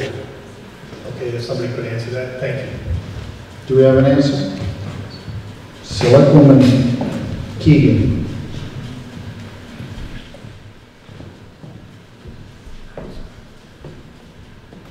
So I think, and I'll ask my fellow members to keep me honest here, but I think the last conversation we had about this, we invited the fire chief in, and we had a conversation specifically about staffing, because we've been spending an awful lot of time talking about staffing. And we had the articles coming up for the library on the Council on Aging, and given the fact that there were some obvious issues, and at that point in time we had not yet come to town meeting as we did in August to purchase the Wynoski property, I guess what we're calling it, right, the acreage. So we talked to the chief about his priorities, and he said very clearly that, you know, he still felt strongly that we needed the substation in North Hadley, but he wanted to focus his attention on staffing. That's where we wanted him to focus his attention. And we put the project on hold at that point. So I think Don spoke correctly when he said kind of an indefinite hold. There was also a changeover in the composition of the substation committee at that point in time as well. So, I mean, I guess what I would tell you is the select board is very much committed to making sure that we're adequately staffed for fire. We don't anticipate the call force going away anytime soon. But ultimately, the fire chief is working on more of a long-range plan to say this is what I think the department needs to look like in Hadley over the short-term, mid-term, and long-term years, and that may very well involve modifications to Central Station. So we felt that we would like to have a much clearer picture of that long-range plan before moving forward with the fire substation. So yes, it's on hold, but I don't think that the select board is backing away from its commitment to, again, finding the best delivery mechanism for fire safety for this town. So I'm sorry, maybe that sounds just a little bit vague, but you know, the project's on hold. We bought the Wynoski property. That's the logical location should we move forward with this. But we want to have further discussion with the fire chief before plowing forward. Is that fair? Does that sound about right? Yeah? Okay.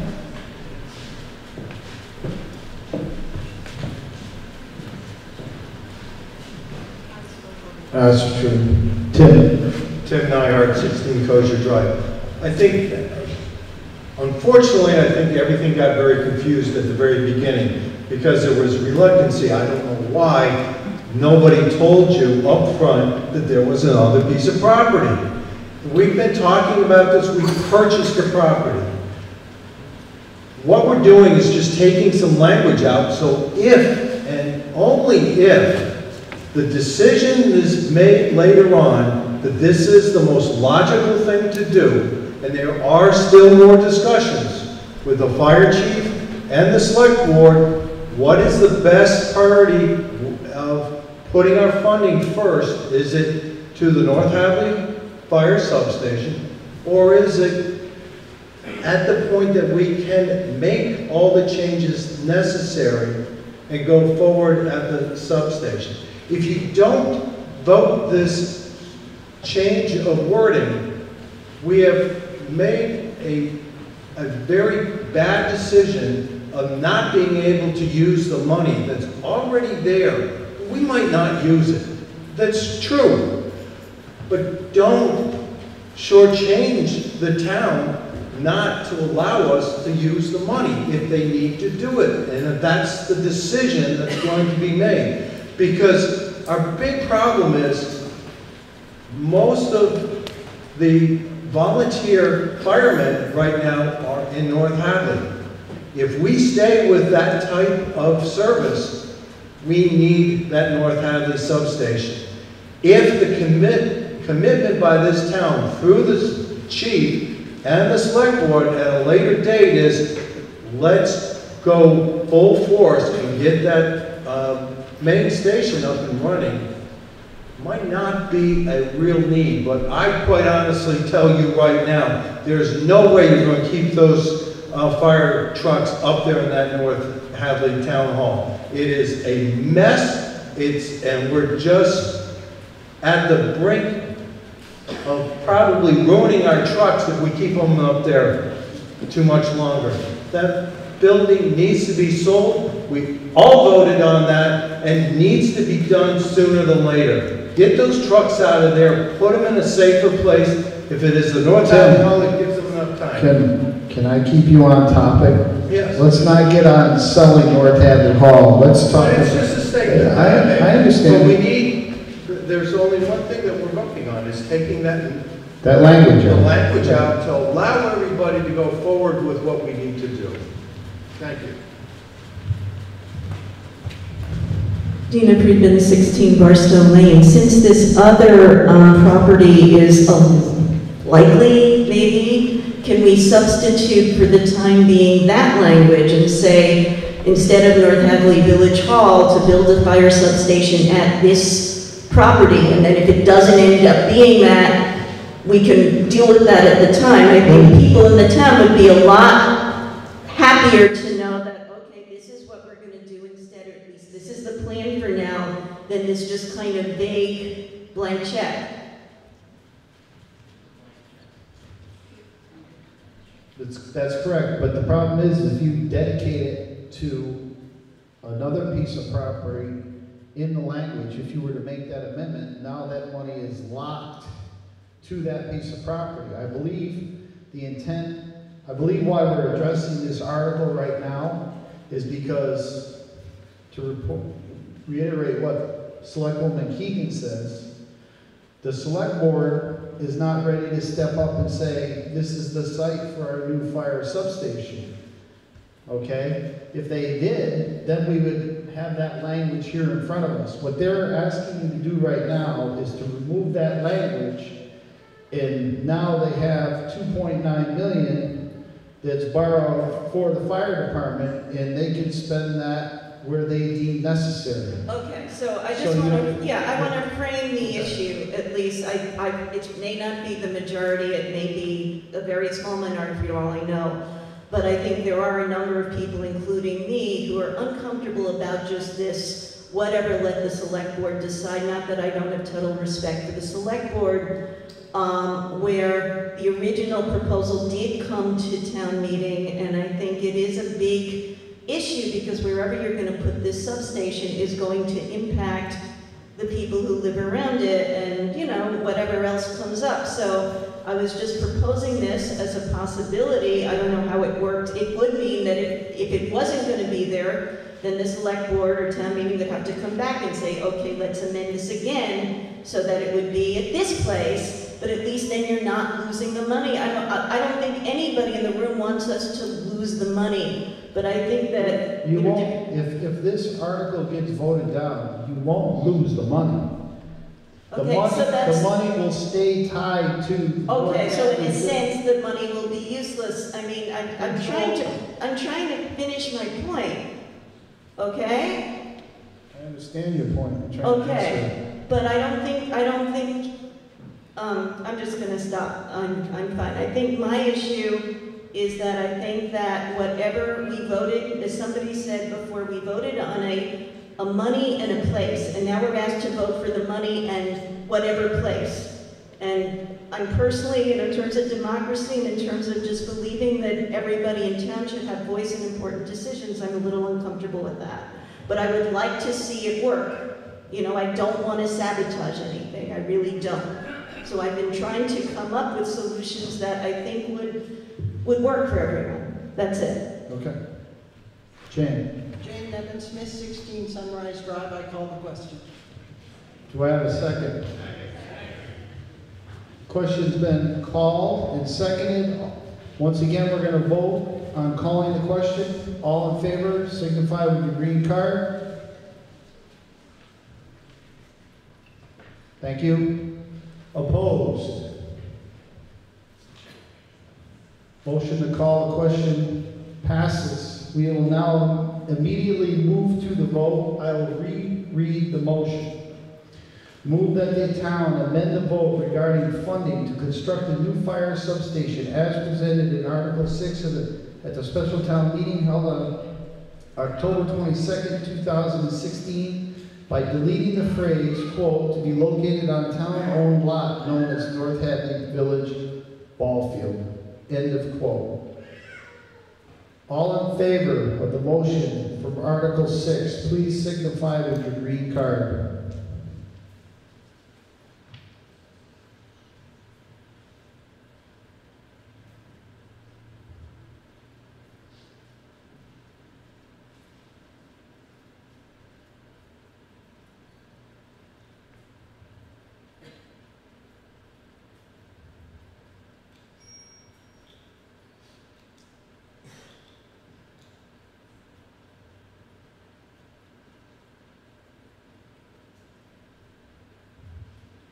Thank you. Opposed?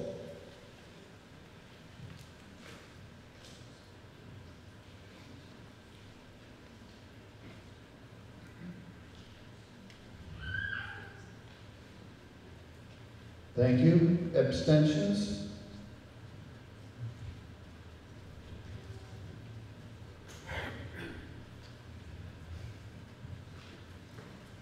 Motion passes. 126, 10 against, 2 abstentions.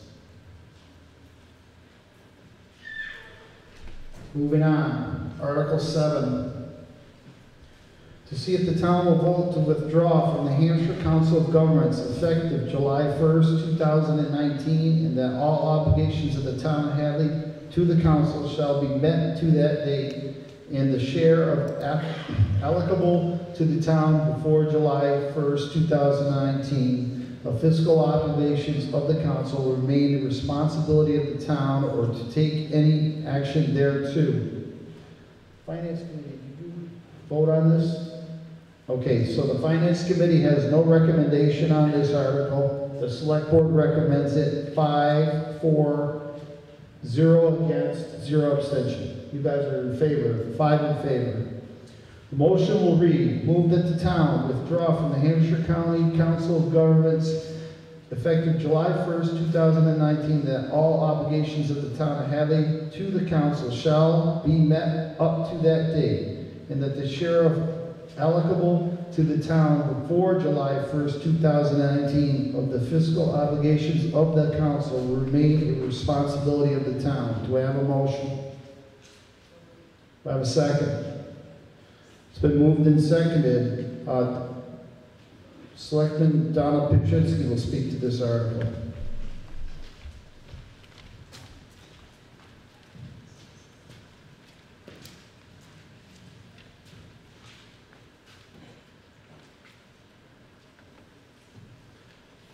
There's been a lot of media coverage on this, 2 to 3 articles a week in the Gazette. The editor wrote a big article. Those are facts and the truth.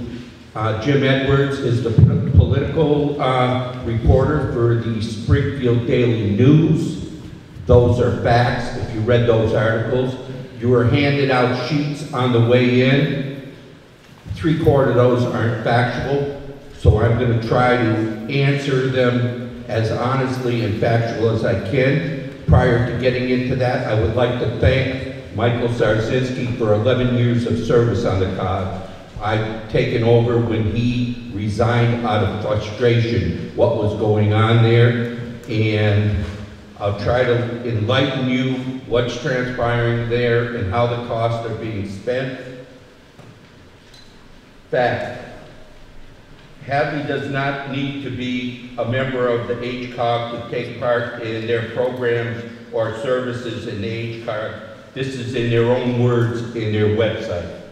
Fact, RSVP is not an HCOG program. It's a federally senior corps program that is simply housed with HCOG. Mr. Ford can toot the RSVP program as a cornerstone program of HCOG. But that will never change the fact that it is not an HCOG program. If Hadley participates in that program, they will still continue to do so without being a member of HCOG. Fact, both the trust and RSVP do not generate any revenue for the HCOG save any municipality money is a volunteer placement program, and Mr. Ford is turning the word service hours the volunteers work, into money saved by the town. This is quite misleading.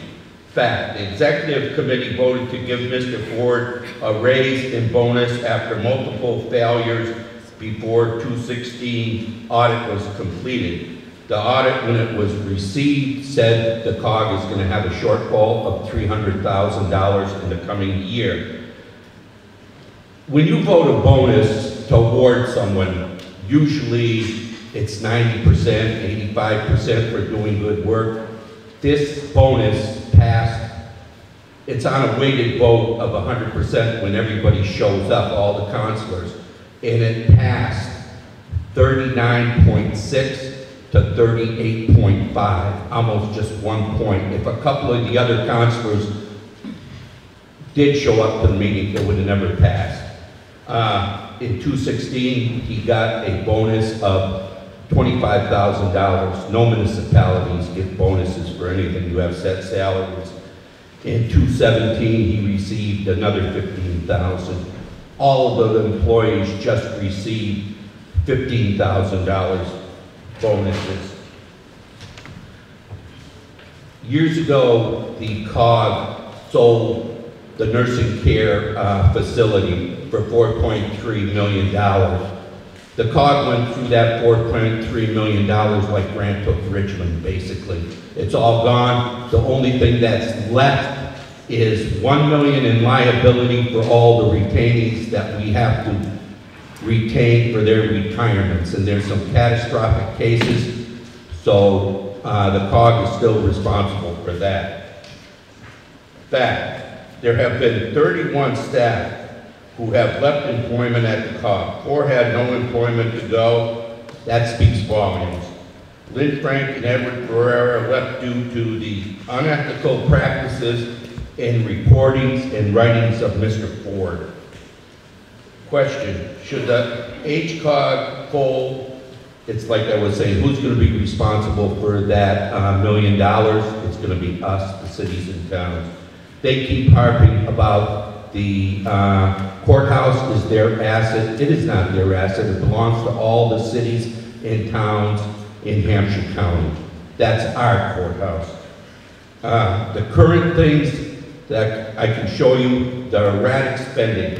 They just hired an information firm for $35,000, and it's gone over that to upbeat their image.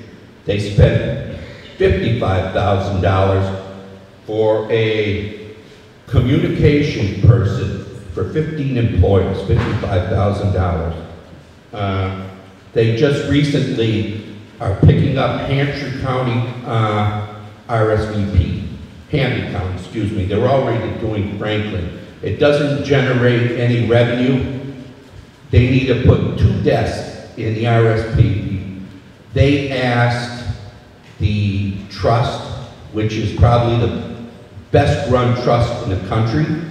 In fact, our trust is going to be reducing our insurance rates 6%, which is unheard of with the funding. It's way better than GIC, the way the state one is run.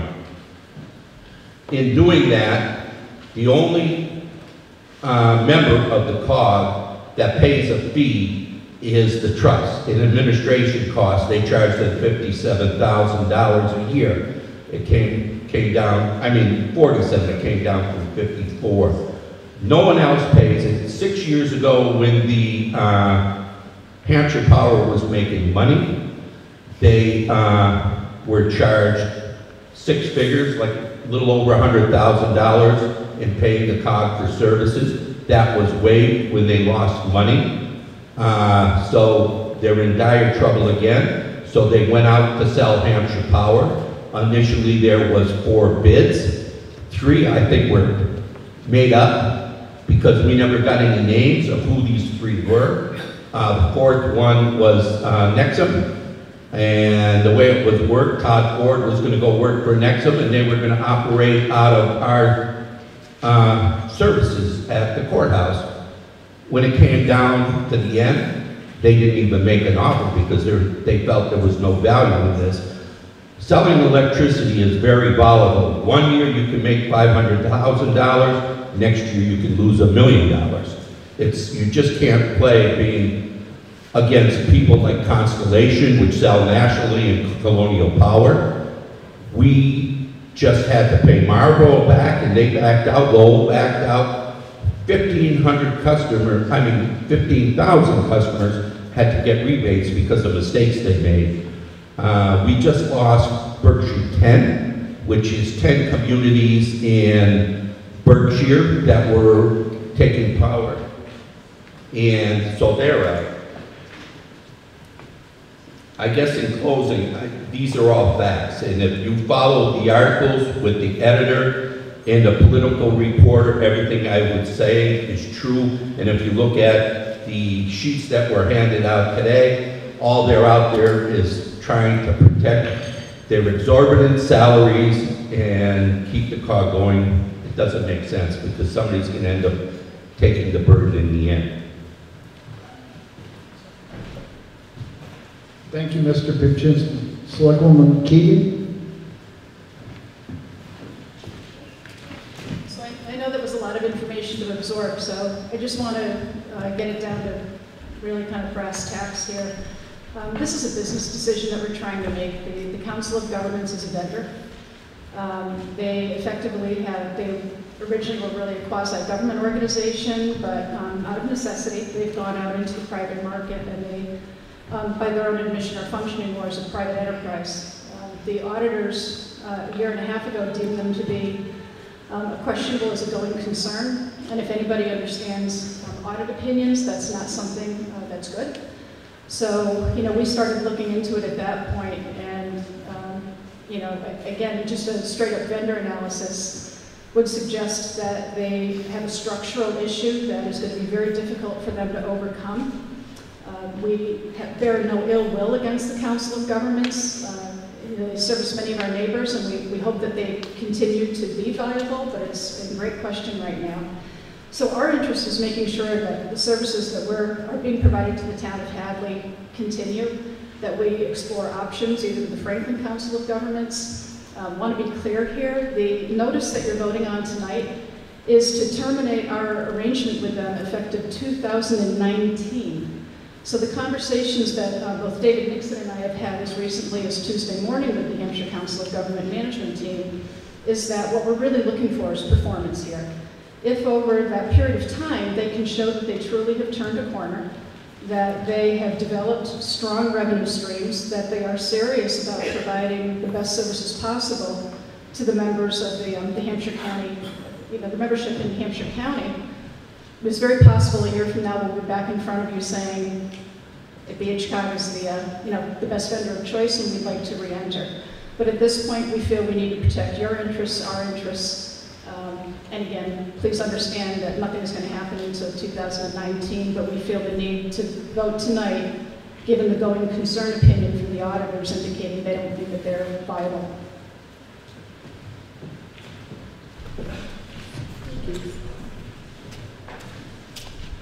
Edwin Matusko, 116 Stockbridge. It says in the article that all obligations of the town of Hadley to the council shall be met up to that date. Are there is that going to be a reciprocal agreement with the Hampshire County Council on Governments that if they owe the town something up to that date, they will meet those obligations too? Correct.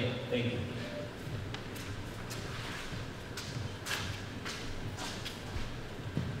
Tommy B. 43 Old Mountain Road. When I came here this evening, they gave us outside 18 reasons why Hadley should stay in. The only thing that I'm concerned about is reason 4 and reason 5 on the 18 reasons that were distributed. I would like someone to be able to answer number 4, because it says our town employees have health insurance provided by Hampshire Group Insurance Trust, and the Hampshire Council is served on its Board of Trustees. And it says the failure of HCG would bring an immediate legal crisis regarding the future of the Group Insurance Trust. Having not read the editorials in the paper, I'd like someone here to respond to reason number 4. And reason number 5, the town of Hadley members are on the retirement system, HCRS. So the HCRS has unfunded accrual actuarial liabilities, and in bold print it says the town of Hadley would be on the hook for an additional $124,382 of that liability. Would someone please respond to reason 4 and reason 5 before we vote? Thank you. Thank you.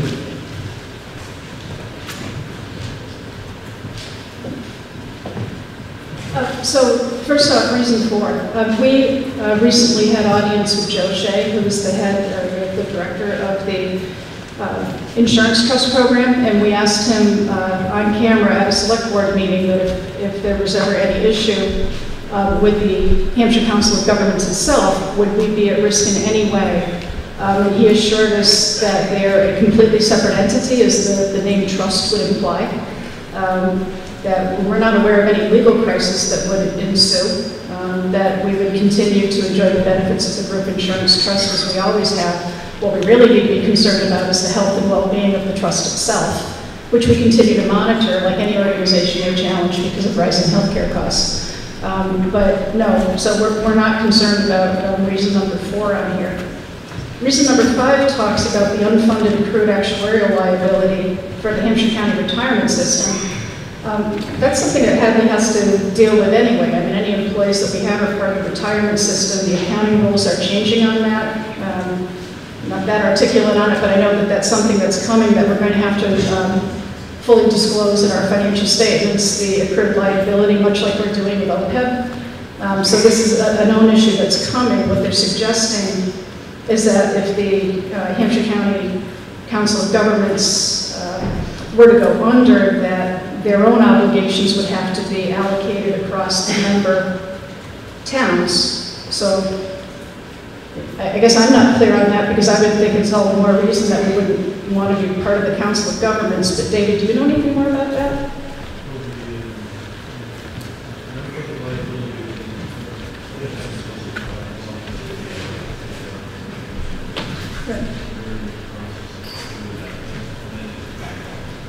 Right. So again, we know that we have to deal with this on our own. This really, this is an obligation that Hadley has based by virtue of whatever participants we've had go through the program.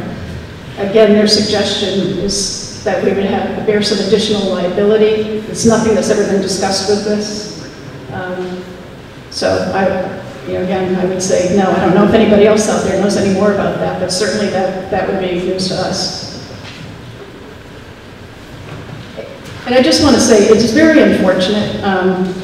There has been tremendous press. A lot of it has been fed by people on an anonymous basis. That's never a good way to go. I don't think it's appropriate. So I just want to be clear tonight that we're not bringing this forward because of underhanded, behind-the-scenes comments that have been made anonymously. I think we've articulated to you the reasons why this is just business, and we think it's appropriate.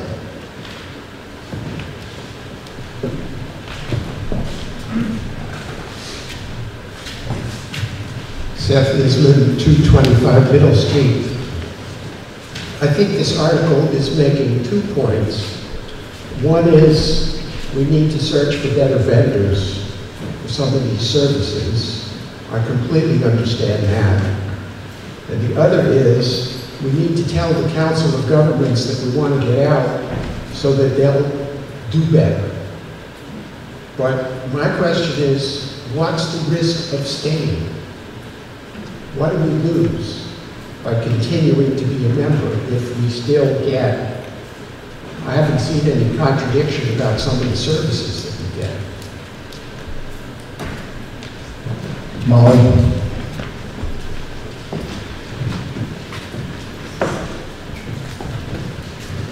I think sometimes in any relationship it's possible to stay too long.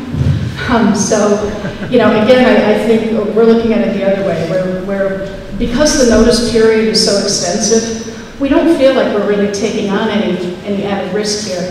You're absolutely right. I think that we are trying to send a message. We very much believe in regionalized services, especially for small communities like ours.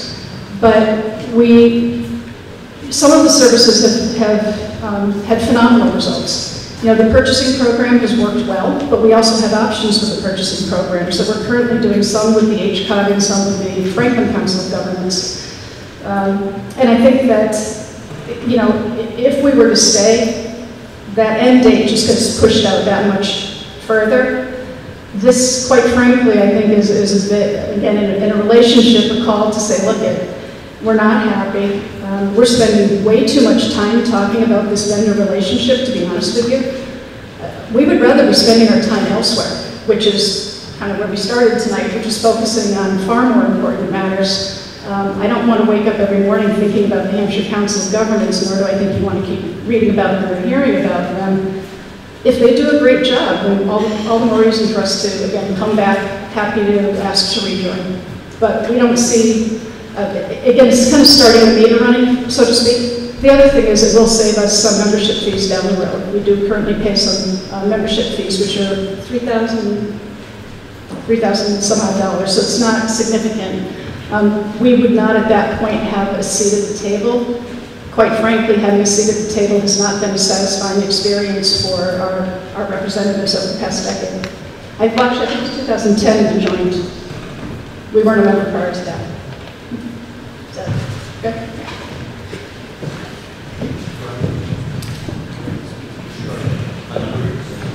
Quickly, Donald Kuczynski. Just another point of interest to show you what's happening. And Mike Sarzinski was the only councilman to vote no on the firing of a salesperson. This has all been in the paper, so I can talk about it now. And the salesman ended up winning the case. Mike was 100% right. And luckily, our insurance covered it. And it was 6 figures this gentleman ended up receiving because of the mistake with the Hampshire Power firing him for no reason.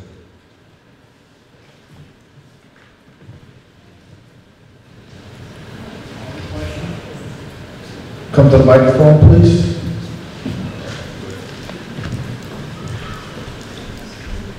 Did you say move the question, Ed? I would like to move the question, Mr. Moderator. Do I have a second? So we're going to take a vote to move the question. All in favor of moving the question, signify with the green card. Thank you. Opposed? Abstention? We have officially moved the question. I'll read the motion and then we will vote. Move that the town withdraw from the Hampshire Council of Governments effective July 1st, 2019, and that all obligations of the town of Hadley to the council shall be met up to that date, and the share allocable to the town before July 1st, 2019 of the fiscal obligations of the councils will remain the responsibility of the town. All in favor, signify with your green card.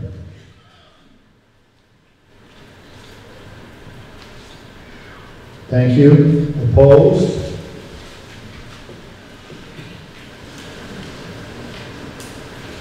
Abstentions?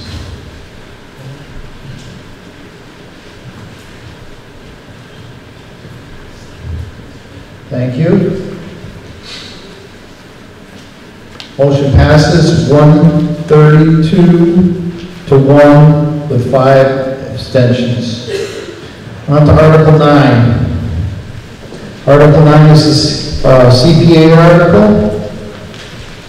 The article reads, to see if the town will vote to transfer $160,000 from the Community Preservation Act general funds and transfer $30,000 from the Community Preservation Act open space set-aside funds for recreation purposes to restore and rehabilitate the property known as the Turka Park, located at 60-68 Huntington Road.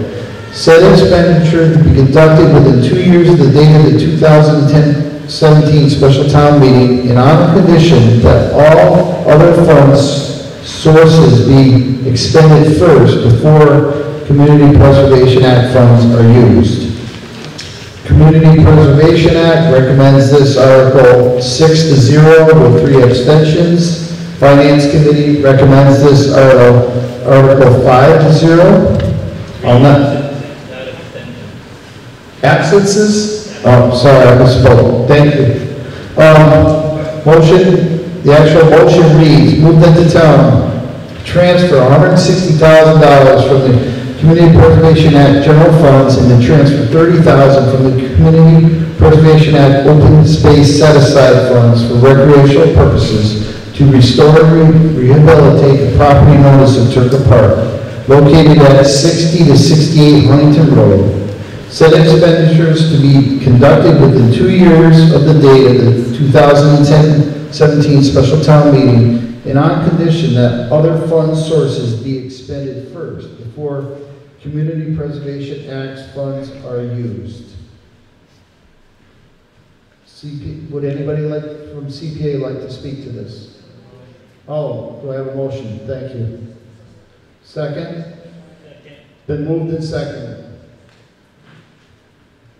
Mr. Ali.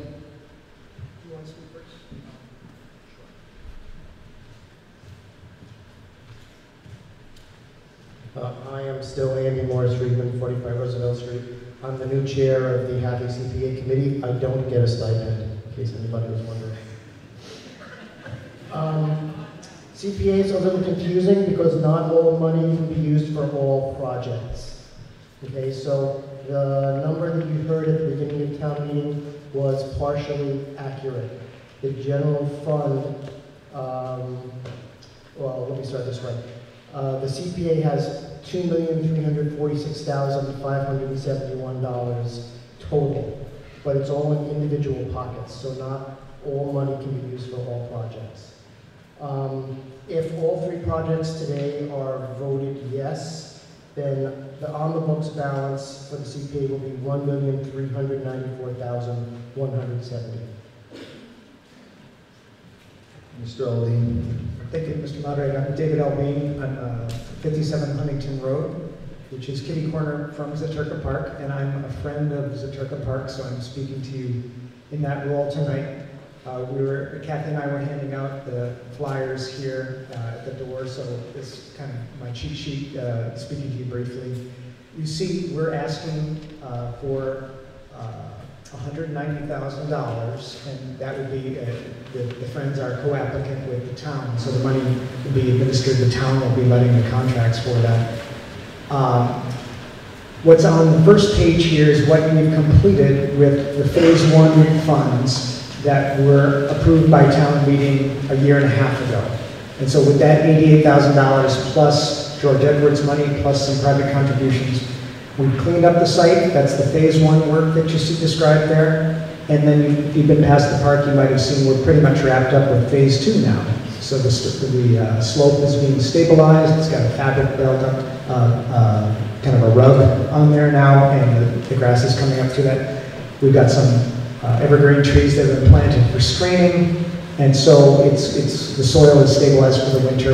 We're going to take care of that erosion. So the site is pretty much ready to go for Phase 3, and that is the work that we're asking you to vote to approve. $190,000 for CPA support. We have about $20,000 or $25,000 in other contributions that will match that for the work that's part of Phase 3. And so that's this site plan here, which includes a drainage plan. That's a significant chunk of the work. You probably know we have a drainage problem there. That's one of the reasons the stumps continue to settle and why you sometimes turn your ankle when you go walking in the field there. So we need to improve the drainage system. The parking lot is going to be moved off the street, and so it'll be an internal lot. There'll be 8 spaces, and one will be ADA accessible. Our hope is that the van from the senior center will be able to come up, and people will be able to, seniors will be able to enjoy it during the day. And then the other items we're looking for Phase 1 are an exercise and walking trail that will go around the perimeter. There'll be a concrete pad. That the idea is that it'll be for programming for Park and Rec. Initially, we're anticipating a temporary tent there, kind of seasonal, depending on what Park and Rec activities are going on. eventually a pavilion there, but that would be donated we've had some interest from home improvement stores in donating that down the way. Also, a welcome garden at the corner there. It would also function as a rain garden to catch some of the runoff there to help deal with that drainage issue that we have there then. And then the split rail fence, and we're excited to accept donations of benches with people's names on them. So again, blending private donations with the CPA money. And so I think that's pretty much it. Park and Rec, we've been working with them. The Friends Group has been working with them. And I saw a couple of the commissioners. I see one approaching the microphone now. And they can tell you Park and Rec's position on it. Thanks, David. Diane Karas-Chokis, Park and Rec's Commissioner, Rocky Hill Road. We're very happy to say, on behalf of the commissioners, how much we appreciate the Friends of Park and Rec and all of the work that you've done on Centerca Park. If you haven't been by it, please stop by. It's coming along wonderfully. As you've also heard tonight, the Friends have really made some thoughtful decisions to try and make some cost savings when approaching the project, so that's appreciated as well. And we do look forward to having programming for Park and Rec, as you alluded to, at this site once things get to that point. So thank you. Thank you, Jane. Jane Nevin Smith, 16 Sunrise Drive. I think some of the people in the audience don't know where CPA money comes from, and that should be explained. Okay. Comes from you, the taxpayer? A certain percentage, 3, and how much are we getting back from the state? It's a match? 20% match? Okay, so on your tax bill, if you read the fine print, there will be a line item for CPA funds. That's what you, the taxpayers, pay in. And then last year we got a 20% match from the state of Massachusetts on that money. So you take all the money from all the taxpayers in the town of Hadley, and then you add an additional 20% of state money. That's lower than when we first started out, but it's still 20%. So that's where that CPA money comes from. And there's rules, how it's broken up into each individual fund. So much has to be put in each one every year. And if the money's not used, those funds continue to grow. Is that sufficient, Jane? Any other questions? Are you voting back there, Mr. Dukakis? Come up to the microphone so I don't get accused of favoritism. No other questions? All in favor of Article 10? It's a simple majority. Please signify. 9, excuse me. Please signify with your green card.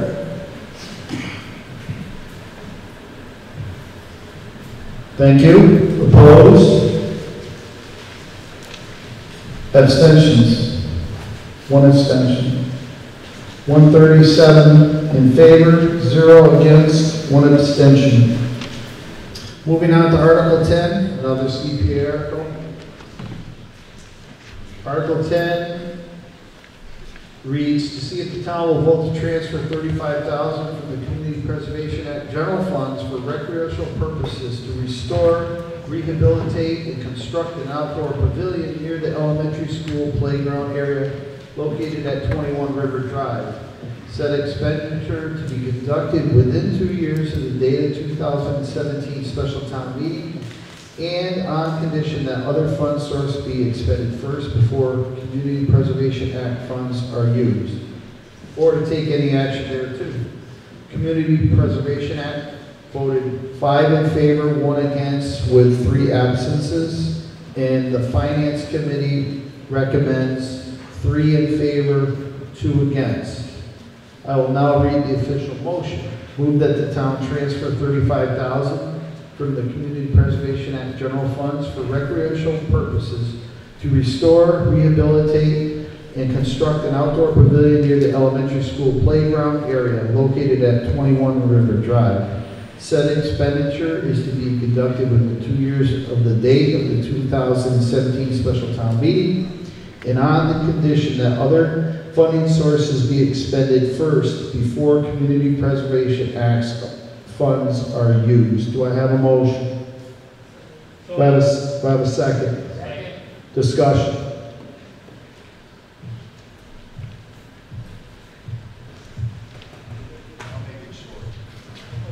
I thought you were going to call the question. No. I'm here on behalf of the PTO, the Parent Teachers Organization in Hadley, Park and Rec. The town was given a gift of $10,000 to the PTO, and their thought was that there was a big need to have a pavilion at the elementary school to get the kids out of inclement weather, both hot and rain, when they're out in the ball fields. So generally, it's not specifically, it's not for the schools per se, it's for everybody else that uses the playfields and the school playground equipment. So what we decided to do was get something that was big enough that even the coaches could have some type of a class in there. So what we've gone out and got a lot of volunteers to help with this. It's going to be a large pavilion, generally it's looking at like 20 feet by 36 feet. It's going to be low maintenance. It's going to be in the back near the big playground, and it'll be there for everybody's use. Thank you very much, Tim.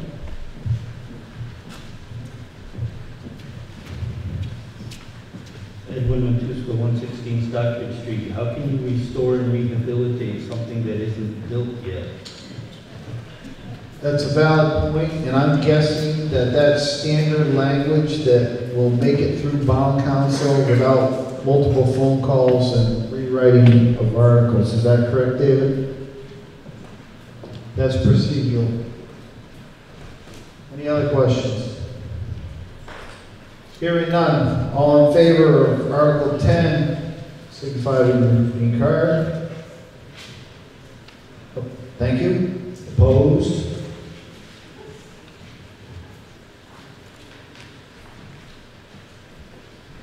Anybody? Thank you. Anybody abstaining? 1, 2.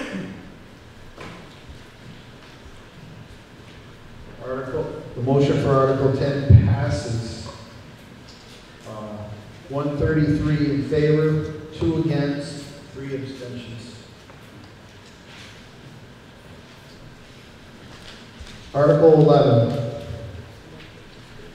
Article 11 reads, to see if the town will vote to transfer $400,000 from the Community Preservation Act general funds for recreational purposes to restore and rehabilitate the property known as Hopkins Academy Athletic Fields, located at 131 Russell Street.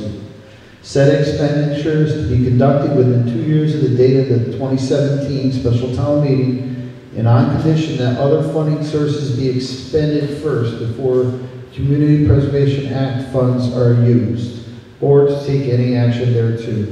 Community Preservation Act voted 5 in favor, 1 against, with 3 absent. Finance Committee votes 5 in favor, 0 against, 0 abstentions. I'll read the motion now. Motion for Article 11. Move that the town transfer $400,000 from the Community Preservation Act general funds for recreational purposes to restore and rehabilitate the property known as Hopkins Academy Athletic Fields, located at 131 Russell Street. Said expenditure to be conducted within 2 years of the date of the 2017 special town meeting, and on conditions that other funding sources be expended first before Community Preservation Act funds are used. Do I have a motion?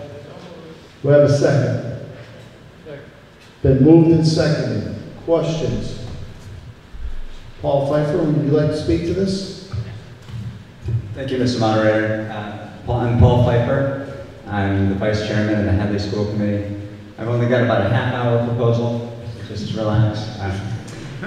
So this is to renovate the fields that are just outside here that the Board of Trustees with the Hopkins trustees helped purchase, the town owns, and years ago it was dedicated to be part of the athletic fields. We just had never put together the resources and the plans to do so. Last year, the CPA recommended and the town approved $15,000 for us to revise the plans that had been a few years old. That's what's in front of you right now. That's what CPA recommended $400,000 toward is the first phase of this. It's a two-part project, probably over $1 million total. But each phase stands alone, and phase one does the crucial thing of turning the agricultural fields now into a new softball field for our girls, a new soccer field, and a new baseball field. Things that are needed now because unfortunately we have to bus multiple teams away to, generally to the Young Men's Club, sometimes to the elementary school, simply because we don't have enough resources now. And believe it or not, on a per capita basis, sports involvement of our students in sports is higher than it's ever has been. A key thing also here is, with this is going to be a path that's going to go around over 2,000 linear feet from Middle Street to the school, and that'll be open to the public after school. So from 2 p.m. on and on the weekends, it's available fully for public use. So we really want to make this not just something just for the schools, but also available for the entire community. And we should say too, one thing that I'm not sure was made clear, all the CPA funds here are already in the bank. None of these projects will have any effect on your tax rates whatsoever. Thank you. Thank you, Paul.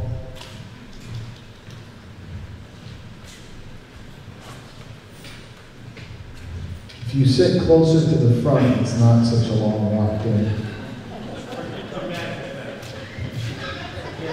If Dan Kevitz, 130 Hockham Road, my memory might be failing me, but didn't the town vote to buy this land? We already own it, yes. Yeah, but the town bought it. Yes. If I'm not mistaken, when they went to the school committee at that time, said they were going to purchase it, and that's the last expenditure we have to make because they're going to develop it with grants. So now that I'm finding out that CPA now is, we're paying 80 cents on the dollar, so we're expending quite a bit of change for this thing. I just wondered if the grants have dried up, or you could answer that. Thank you. Valid question. Thank you, Dan. Selectwoman Keegan. I guess I'm speaking as a former school committee member who was on the committee at that point in time. When the town voted, I believe it was $205,000 after about a decade's worth of work of land swapping and everything that the trustees of Hopkins Academy affected.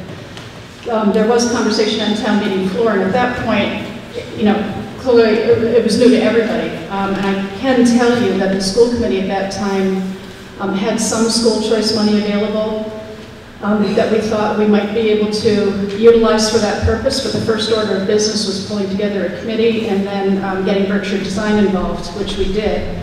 And there was an awful lot of goodwill on the part of parents at that time who felt that through effectively what we would refer to as sweat equity, we could get an awful lot of this work done. There was also conversation at that point with Representative Syback about the possibility of securing some grant funding through the Commonwealth of Massachusetts. So again, years of work, a lot of dedication on the part of past and present school committee members and field committee members. So to answer your question, Dan, many of those avenues turned out to be dead ends, if you will. So here we are today, but how wonderful after, you know, a couple of years of work with the CPA committee trying to make sure that the language was constructed appropriately. And the future plans put together, Berkshire Design back involved, and again, unbelievably dedicated parents and school personnel, here we are. So personally, I hope everybody votes for this.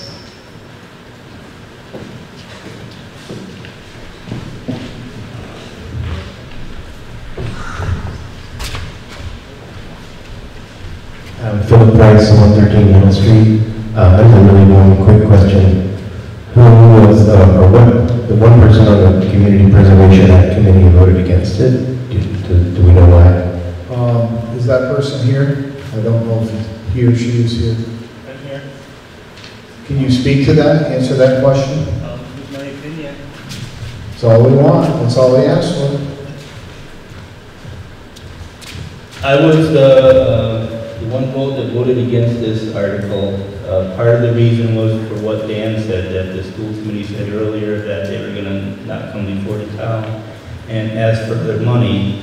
And the other bigger reason was I consider this to be a want, not a need. And my own personal opinion is that CPA money should be for direct needs of the town, not wants.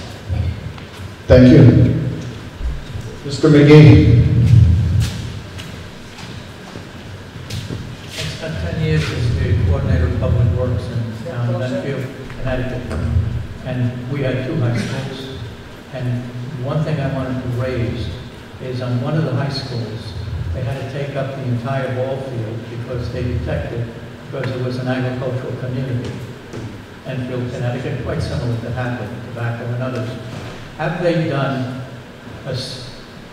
any research in regards to what is contained in the field that the town owns out there? It would necessitate before we spend money on the field to find out whether it has to be replaced. The reason I raise it is because in the town of Enfield, they had 8 elementary schools and 2 high schools. They spent over $1 million redoing the high school field, and then they closed the high school. But please, take a look at your soil to find out whether the soil is suitable for athletes, because athletes were coming up with problems, particularly football players, on their skin because of the soil. That's all I'm raising. And I move the question. Thank you very much. I will duly note that to the committee. We have a motion to move the question. Do I have a second? Yes. Can't speak and that's absolutely correct. You're right. But if nobody else speaks to it, yeah, I'll move it. Thank you. Okay.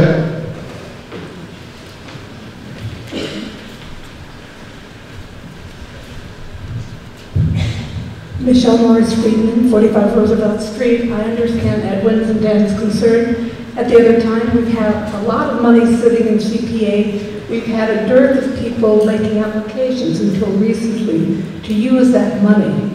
And it seems to me that there aren't other pressing things competing for those funds at the moment. So I would support the ball fields. Thank you. Anyone else? Seeing none, all in favor of the motion for Article 11, signify with the green card. Anyone opposed? Do we have any abstentions? Motion passes 132 against, 2 abstentions. In closing, I would just like to say that the Hadley Council on Aging is having a wine tasting in Tunes Thursday, October 12th from 6 to 8 at 46 Middle Street. Tickets in advance are $15. They're $20 at the door. You can see Jane Nevin Smith, or you can stop at the Senior Center and pick up tickets if interested. Motion to adjourn. Second. All in favor? Aye. Motion is closed.